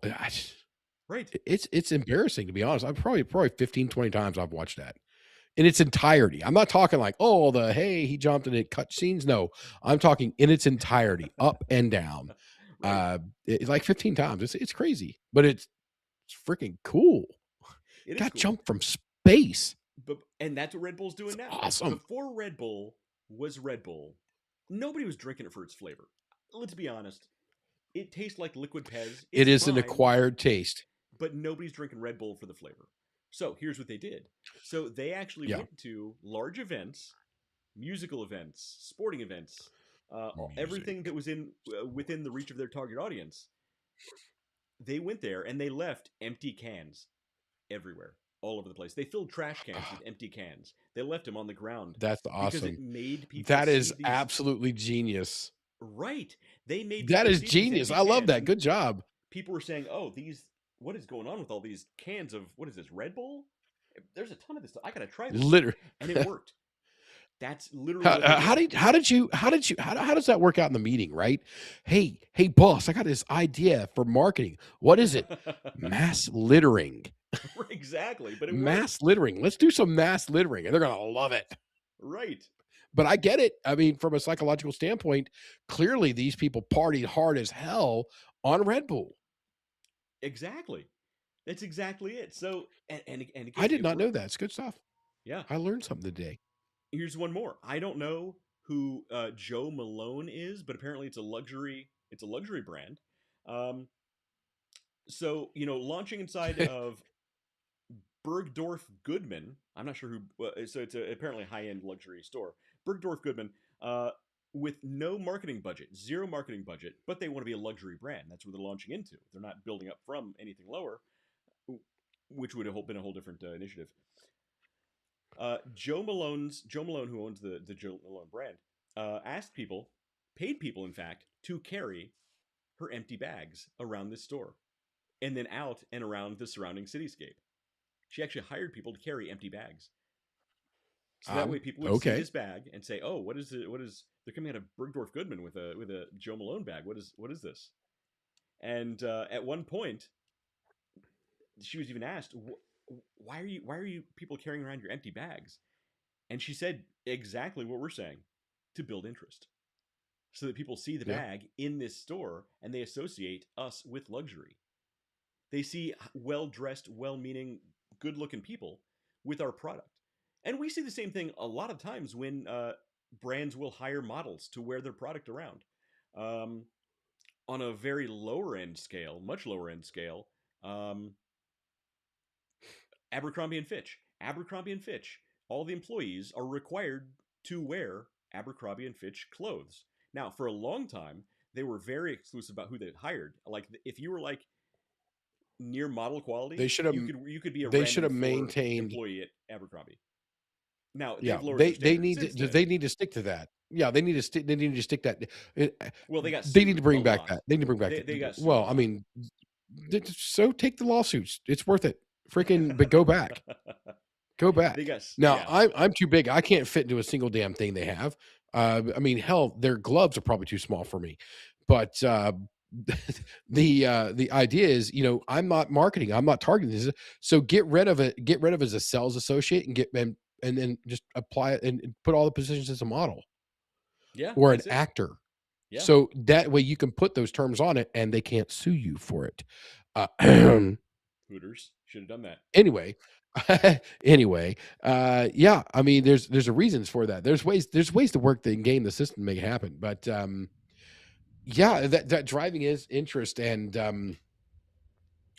paying somebody to have bags and toting around, that's one way. We have, major influencers on the grid back here, the Positive Grid Spark Amp that they pushed, that drew. I mean, I watched every single video that I could get my grubby paws on while I had that. And I watched all the people pissing and moaning, like they're putting them out to all these influencers and no real people can get them. And I'm sitting there going, that's genius. Yeah. I love it. That is business, man. That is a genius way of doing business when you're trying to bring something that's relatively new, and especially with them, because they were doing modeling versus all these individual amps and power and pedals and all this stuff that you had to have. They were doing modeling. So all you have to have is that and an iPad or a phone. They are bucking the system 100%. And showing that you don't have to have 50,000. That thing was $250, I think, or $299. I don't remember. It wasn't that much. Mm-hmm. I had a single pedal that cost more than that. Yeah. Not to mention the Marshall half stack and all these, and this thing blows all that stuff out of the water. Absolutely blows it out of the water. Yeah, and according to you, they sold a ton of them. So, and they sold an absolute buttload, which is 7 shitloads full. That's standard, not metric.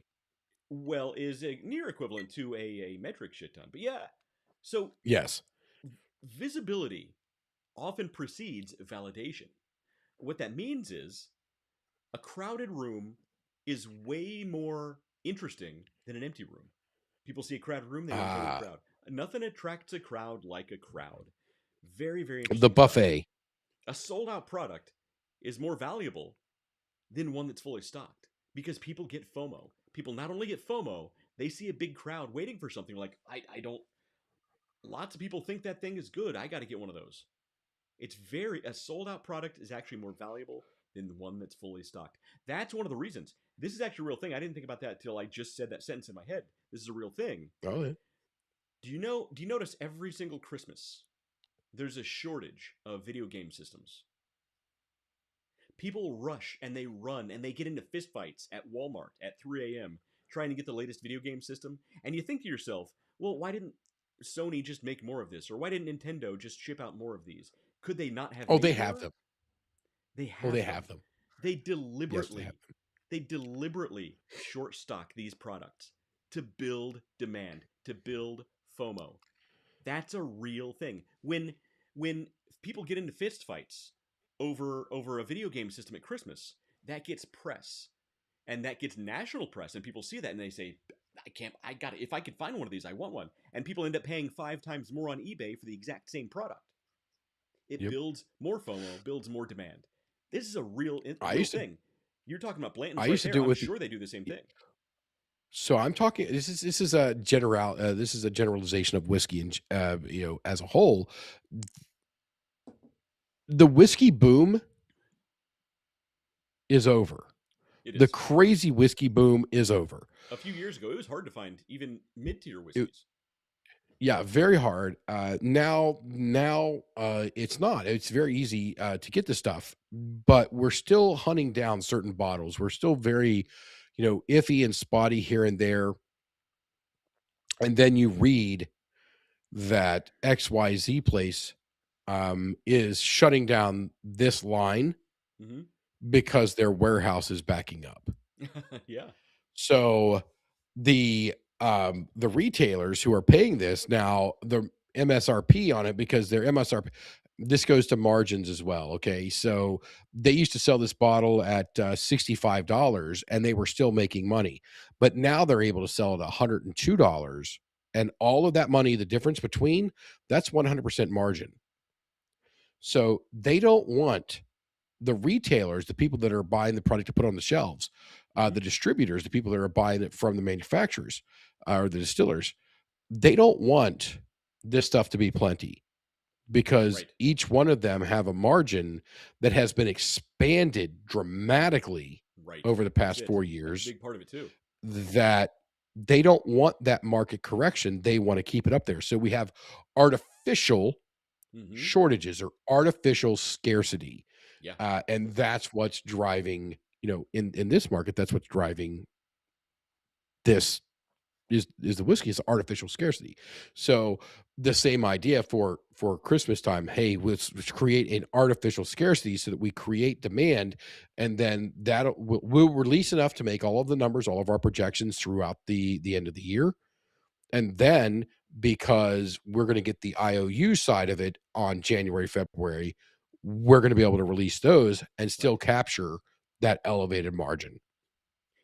So it's good business. It's good bullshit, business. But it's good business. It is bullshit. I want to drive something home though, real quick, because it sounds like these brands are being deceptive. They're not. It's not deception. It's if you want to price equilibrium. You could call it narrative control. You're controlling the narrative, because you're not lying to the general public. You're just creating scarcity of your product to maintain the value of that product. Because here's the thing. If everybody has this thing, it's worth less than if few people have this thing. Does that make sense? It does, and that's something easy. Deceptive. It's not necessarily lying, but it is edging the line, because it's more narrative control than deceptive.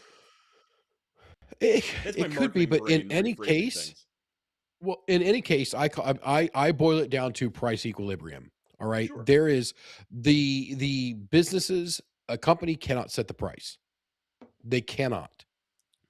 A device, and we've talked about this for collector's items, sure. The Beanie Babies, the what's the Magic and Pokemon cards and other collectibles. Pokemon cards, yeah. Yeah. So it is only worth what someone is willing to pay. So you have this line up the graph that says, this is what I want. And they're going to take that line and go more vertical with it from a seller standpoint. It's the hot crazy scale. Exactly. And you're going to find that price equilibrium is where what you want versus what the people will pay for it. That intersection is called the price equilibrium. And that is the easiest way to do. It is not static. And by controlling the narrative, you can, or controlling the narrative, controlling the availability, controlling the exclusivity of it, you can influence. And hey, just in case anybody doesn't know what we're here for the business. We're here for, and each one of our viewers that has a business idea that wants to do something. These are things that can help you drive that price equilibrium up higher. Right. There's a magic word that I've already said multiple times tonight that you want, and it's margin. You want to increase your margin. That is simply it, because sometimes you don't have full control of that narrative, and your margin starts to shrink down, and you have to take a suboptimal margin in order to make it to the next bubble milestone of success. let's I was going to say bubble. I'm going to go with bubble. Milestone of success. Great. So everything's a bubble. So being able to make those influence, what's it? Somebody just messaged me here. I'll get to you later. Anyway, that price equilibrium, that is what it is. And we're all for that. The whole idea of this show is to encourage you guys to, have that crazy idea in your head. I can make a business. Take that step. Do that. Be the person that controls that narrative. And if you have to control the availability of your product, first of all, to make it exclusive, to make it in demand. We've talked about people who said, hey, I'm going to events on the rap and R&B community, and I'm going to have my product given out to XYZ. And then we have a person selling or giving bags away to walk around, to be seen walking around. That is controlling the exclusivity of it and pushing that up higher. And then you have the ability for the video games, the bourbon, and for XYZ product, it doesn't matter what it is, you have the ability to control the supply. So when you start mixing all of these things together, you can actually create a demand, and that will push your price equilibrium up higher. That will expand your margin, and that is what you want.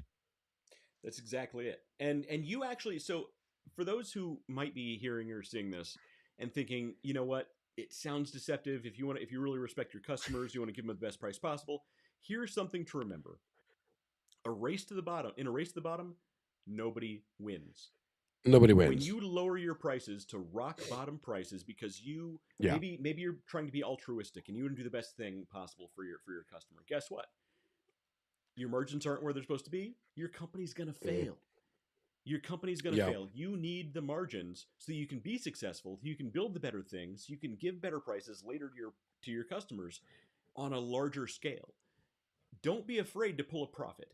High profits are what make big companies successful. Low profits are what make any company fail. It's very easy to fail. It's much harder to be successful and do the right thing in the long run. And in order to do the right thing in the long run, you need good margins, which means controlling that narrative, controlling the what did you call it? The ratio. The price equilibrium. The price equilibrium. Yes, I got to remember that one. That's a good one. That's not my term. That's an actual term. That's not. I didn't make that up. I claim David invented that. I think that's a David. Nope. I think that's Davidism. And I'm going to claim it is. It is not. It's not. I'm going to say it is. So David. It's not. I make up a lot of shit, but that's not one of them. David Leffingwell on February 20th, 2026, invented the price equilibrium equation that we should all follow now. It's going to be taught in business school one day. Thank you, David. It's already taught in business schools. Where the hell do you think I learned it from? The David Leffingwell principle of price equilibrium will be taught in business school one day. I promise you that.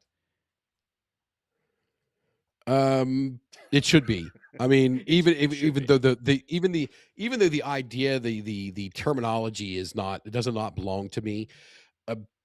My mentality and my way of approaching business should absolutely be taught, and I have a absolute track record that I will absolutely put up. And so, hey, here are these people with the MBAs, and then here's the people with the MBAs, and here's Dave. Okay. So it's funny. It really is. It is funny. common sense does so much for you. I mean, honestly, really, that's what it boils down to. Just a little bit of common sense goes so far. It's so amazing very how far. rare that is today, though. It is, and it's because I've taken classes from business schools and this, that, and the other. Those things are not helping you because of things that I don't want to speak out on. I've said a lot of stuff on here, but I'm not going down that route. But the idea, the thing is, the mentality, and you're being taught by people who are in academia. Academia. That's what it should be academia. Yeah, it should be academia. That's how it should be done now. I mean, I'm struggling with the thing here already, but in academia that actually don't, and most likely never have actually been in business. True. Yeah, you're right. People teach this stuff all the time. They go and give long lectures and presentations on this all the time. How many successful businesses have they actually run? Just saying. So, that's the main topic. Look, visibility often precedes validation. Iconic brands, they never start with mass adoption. They start with perception. Icon. The trick is, I mean, Frank Sinatra. We're just going to recap. Frank Sinatra hired actors to stand in his audience to cheer and go crazy. And eventually, the rest of the audience caught on, and they followed suit. Eventually, he didn't need to hire the actors. People just did that for him. Red Bull. Red Bull would go to big events, sports events, music events, and leave trash cans full of empty cans and just leave them randomly everywhere. They littered, and it worked. Joe Malone hired people to carry empty bags around high-end shopping districts. I Google who the hell Joe Malone is. Paid people to carry empty bags around shopping. Who is Joe Malone? Districts. And it worked. Perception, social proof. If you can find a way to get your brand good social proof with high-end visibility, with people that your target audience looks up to, that is gold. Fubu did the same thing. Went to R&B and rap events and gave free product to the people on stage. And guess what? It worked. It can work for you. Do you remember? What your brand is or does. Do you remember our first fishing competition that we did? Our first. Oh yeah. No, not our first. Our second. Which we need to see if we can get that going again this year. Well. Yeah, he got a girlfriend. I mean, we beat them so badly because they kept fishing and we were smoking cigars and drinking whiskey. Does Shannon Black still do this stuff, or does he? I don't even know. I mean, I'll see. I think we beat him so badly that I think he gave it up. But we'll get a hold of Shannon Black on the Real Life Outdoors again and see if we can make it happen. Yes. But do you remember on the second one, we had some people there, a lot of influencers, a lot of fishing channel influencers there, yeah. Which we raised $6,000 for the Easter seals of Southern and Central Ohio. Yeah, that was cool. That specifically because that event was in Southern Ohio, the money stayed there. Anyway, the influencers that were there, they had their merch with them, t-shirts and so on and so forth. Mm-hmm. Like, hey, we got them on deep sale. We're going to sell them for $10 or $5 or something like that. And I told him, I was like, don't do that. Yeah, never discount yourself. Don't devalue your brand. It is better for you to give them away than to sell them at a discount. Right. That's it. It is much better. Because, and I take that same brand, approach. Discount brand. When people see exactly, and you're right about giving it away versus discount. When you're a discount brand, you're a discount brand. Nobody wants it. You're a discount brand. When somebody sees your brand on a lot of backs, on a lot of people walking by, they're going to say, "Well, shit, I got to go buy one of those." Yeah, I gotta get one of those. Even if they had it for free. Oh, where'd you get that? Where can I buy that? Oh, well, I got it for free from the blah blah blah blah blah blah blah. And you're like, oh, you can go to my website. It's available, blah, blah, blah, and so on and so forth. And it's fun. I mean, I do it, and I'm in I think just my portion of what I do in the world is close to $200 million a year. Okay. So it's not huge, but it's not nothing. And I hate discounts. I hate discounts. We have customers come to us all the time. I'm not a fan. I would rather give away certain things and discount 0 things. Right. Because I don't want to devalue my brand. I want to, this product is worth it. It's worth every penny of it. But if I want to do some influencing, then I would rather give that product as an influencer versus discounting a product, a group of products. That is just, I mean, and that's how my mentality works. And we don't do poorly. We do pretty well. Yeah. Discount products, nobody wants them.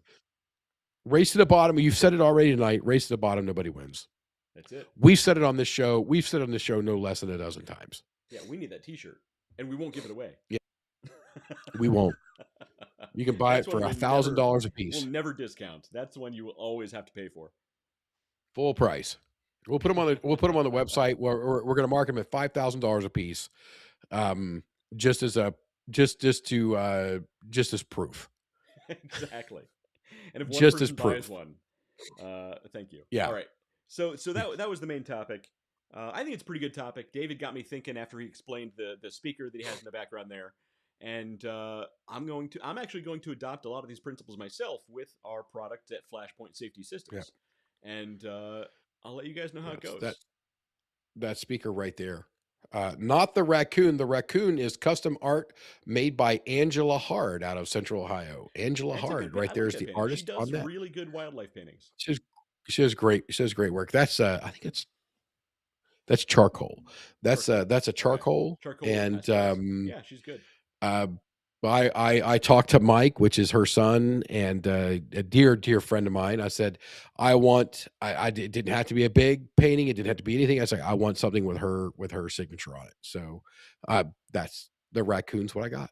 That's it, man. That's a good one. I selected it. I was like, oh, the raccoon, because my dog is a Australian healer, or an Australian cattle dog, a blue healer, and so we call her the raccoon as well. So that's why we got the raccoon. There you go. It works, man. I like it. And the one below it, that's the Positive Grid Spark amplifier. And if you play guitar at all, even as poorly as I do, my guitar collection, just for those of you guys in Rio Linda or anywhere really, my guitar collection is far better than a guitar player than I am. Just putting that out there. My guitar collection is much better than the level of guitarist that I am. So you're pretty good, though. I heard you play. You're pretty good. If you play at all the Positive Grid Spark amp, you have to have it. Have to have it. Absolutely, it's a no-brainer. What's it run for these days? I think they're still around. I think they're still around $300, but they possibly could be lower. I think I paid $300. Positive Grid Spark amp. Now I know they've got some new ones. Oh no, right here. Here's a refurb of that generation for $199. $288. Here's the latest one. Is $349, and that's from Sweetwater. So I'm going to guess they're around that. And they've got a lot more. When I bought that, that's all they had. That's the only product that they had. And now they've got tons of stuff. And I'll probably end up buying some more things, but just a phenomenal, absolutely phenomenal product. So if you play guitar at all, or bass, they actually have bass stuff on here as well. So guitar or bass, which we call us musicians, and we're the people that get the chicks. My wife is smoking hot, so that's how I got her, because I play guitar. Absolutely phenomenal. Absolutely phenomenal. I highly recommend it. I can't speak good enough things for them. They do have their hiccups with firmware and all that, just like any technological company would. And seeing as how they're the pioneers of it, you just kind of got to take that on the chin, because there's nobody else even close to the level that these people are. Okay. Great group, great community of users. You will find there is no shortage of people online talking about them.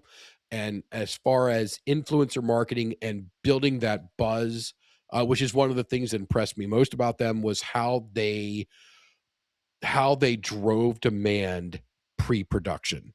And as a business guy, it really was like, okay, it's just for that itself was a stroke of genius of how they pulled this off. And now they got multiple products and just a phenomenal group of equipment.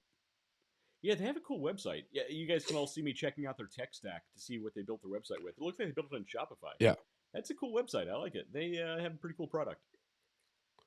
It is quite awesome. I've got a little travel guitar that I'm buying I'm buying one of their products for. That's just a plug that goes into your guitar, and then headphones. That's it. And it's got basically all the features that thing has, because I can just control it with my phone. So I can take my little travel guitar with me and I can play it. It's called a Donner or a Donor. I think it's Donner, Donner, something like that. And it's actually behind there. And I can take it and play it anywhere. Right now I can plug straight into it and it gives me an acoustic sound. Yeah. But once I put the positive grid to it, now I've got every sound that I can possibly want, no matter if I want to play. Go ahead. No. If I want to play anything, I can play it. Go ahead. Seems like one of those products. It seems like one of those products that, like, somebody said, "Why doesn't this exist? This thing should totally exist. Why can't somebody just make something that does this?" So they did it, and it was successful. Yep. It was great. How many of us, and I think we might have talked about this on our very first show, how many of us have had that one idea where it's like, somebody should just do this. Why doesn't this thing exist? Go do it. I mean, what's stopping you? To be fair, allegedly, that is what this show was about. That's what this show's core mission has been, is to encourage our viewers and encourage you. I'm talking to you in the Paul Harvey voice. You to take that idea that you have, that multi-million-dollar idea that you have, and actually do something with it. To stop sitting back and idly watching other people execute your ideas. Right. And go make it happen. There's no reason not to. Go make it happen. It's absolutely hard. It's a struggle. It's a grind. There's going to be highs. There's going to be lows. Guess what? I'm building a company right now, and there are highs and there are very low lows. But in the end, it's going to work. It's going to pay off, because it's a great product. There's demand for it, and it's going to work. And if you have that idea that you know that it's going to work, you have faith it's going to work. There are people who actively say this should totally be a thing. Then go do it, man. There's no reason not to. Yep. Yeah. And we occasionally go a little off this side or that side, and are a little more entertainment versus informative. But the core of this show is to encourage you guys to do that. And if you ever get to a point where you're like, hey, I don't really know how to do this, we're happy with NDAs. That's a non-disclosure agreement for those of you in Rio Linda. If you don't know that reference, then you're not old enough. But even if you don't, it's still okay. We're happy to help you out. And both of us have quite a bit of experience between business development, marketing, advertising, sales, and guess what that's called? Business. It's called a business. So it's called a business. So, if you need help, reach out to us.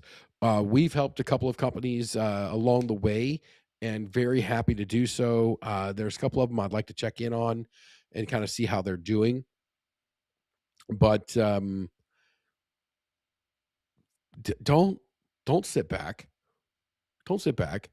Don't sit back and let somebody else steal an idea, because they're not. I say steal, and again, I say it in the accent of a Southern Ohioan, in West Virginian accent. They're not stealing. It's just at some point somebody else is going to see the same gap that you see. That's it. And the difference between you and them is they're going to take action. Right. So how about you make them regret not taking action instead? That's it. The longer you wait to take action is that much more time for somebody else to take your place and do it. It's the idea of New Year's resolution. yeah, this is, I'll just wait till New Year's. I'm going to start going to the gym. I'm going to get in shape. It's going to be great. New Year's comes along. Oh, okay. It's the middle of the week. I'm having fun. I'll wait till Monday. Come Monday, I'm going to do it. It's going to be a thing. Oh, it's Monday. I'm so stressed. It's a Monday. Oh my God, it's a Monday. Next Monday, I'm going to do it. Guess what? Like, another year's gone by. You never changed a thing. You never did it. David, when's the best time to plant a tree? 30 years ago, sir. When was the second best time to plant a tree? Right motherfucking now. That's it, man. That's exactly it. I will let years ago, it would be in full I'll bloom, let them transcribe that. And to be honest, I'm happy for it because I mean it needs to be driven. That's the emphasis. It needs right now. Right now, 30 years ago or right now. Those are your options. That's it. Well, 30 years ago is not an option, so do it right now. Yeah, there is no tomorrow. Guess what? Tomorrow, aliens could come down, according to Obama and Trump, and we're all dead. Or a meteor with human DNA is going to come and wipe us all out. There's no tomorrow.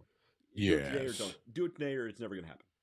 Or somebody else, some other asshole is going to come along and figure out that there's a vacuum in this niche, and they're going to fill it. And you're going to say, oh, that was my idea. I totally came up with it. Oh, yeah. Well, guess what? Yeah, for all those guys like, oh, Facebook was my idea. Well, then you didn't execute it, bud. That's it. That's exactly it. And that's this whole show, man. So we've been talking about this for literally years. Own it. This July will be 6. What are we at? We're getting close to 300, right? We're getting close to. What are we at today? We're at holy moly, we're at 294 today. Yeah, you're saying we're in the 290s, 290. Jesus, and you have to. I mean, cheese and rice. I mean, think about it. In a row. That's 294 or 293. What was it? 294 today.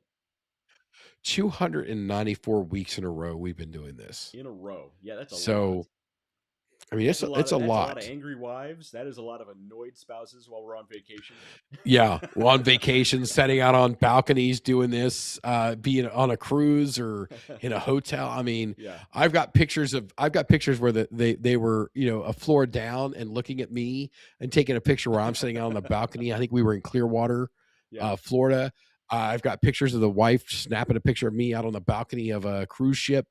I mean, You've done the show from Peru. Yeah, it's been Peru. I'll be in Argentina later this year.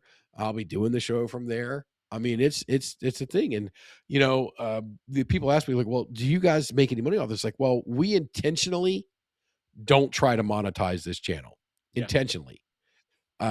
It's because we both have full-time jobs and this is our hobby. Is helping other people develop. Imagine what we can do when we're serious. Oh yeah. $200 million worth of business. I mean, that's what that's how it works. That's when I'm serious. So, and I'm hoping to overdrive that this year. There you go, man. But that's the expectation is that we talk like this for fun. Yes, we also joke about aliens. We also joke about politics. We don't really talk tight politics, but we do joke about politics. And this show is what Wes and I would do if we just were like met up at a bar or a restaurant. Meeting up at a bar, just sitting in the parking lot until 3 a.m. talking random business ideas. Yeah, random business ideas. So. Again, you have people that will back you up, support you, and absolutely push for your success. So if you have that business idea, before you bring it to us, or you can just say, hey, I want to found a business, we can pick your state, pick your municipality, wherever you are. We can help you work your way through it to found your business and then teach you how to create stuff underneath that business. And then once that's set, then it's off to the races, where West and I really, really shine the most. So reach out, man. Soliciting, trying to get you to pay us as consultants. We're saying we don't get paid. We don't get paid. We will literally. Yeah, this is fun time. And when somebody sends us a problem to work on, we'll be on 3 meetings a week. Like, all right, how do we work this out? How do we work this out? Like, Right. oh yes, let's do this. And why? Because we enjoy that. Yeah, we absolutely enjoy that. So we never ask for money. It doesn't happen. We don't ask for a free product either. We've got companies out there. We've got customers or clients. I don't know how you call them. Friends. We got friends out there that have businesses. Friends. I call them friends. We don't ask for free product. Like West has his dog treat company. How many free dog treats have I ever gotten from you? Not a one. You place actual orders. You actually I place actual orders. I pay for shipping. I that's just how it works. That's the way it's supposed to be. That's business. So we're like that with everybody. So it is now 11:11. Everybody to make a wish. Send your deepest wishes to your deepest friends. And yeah. This has been the Underdog Journey. Next week, unless the aliens invade. Next week. In which case, they are so straight up. We're getting invaded by aliens. You're in it for the belly rubs. I see how it is. Hey, somebody's pet is better than somebody's food. Never a truer word has been spoken. In the meantime, I've been Wes. This guy was David, and we'll see you guys next week.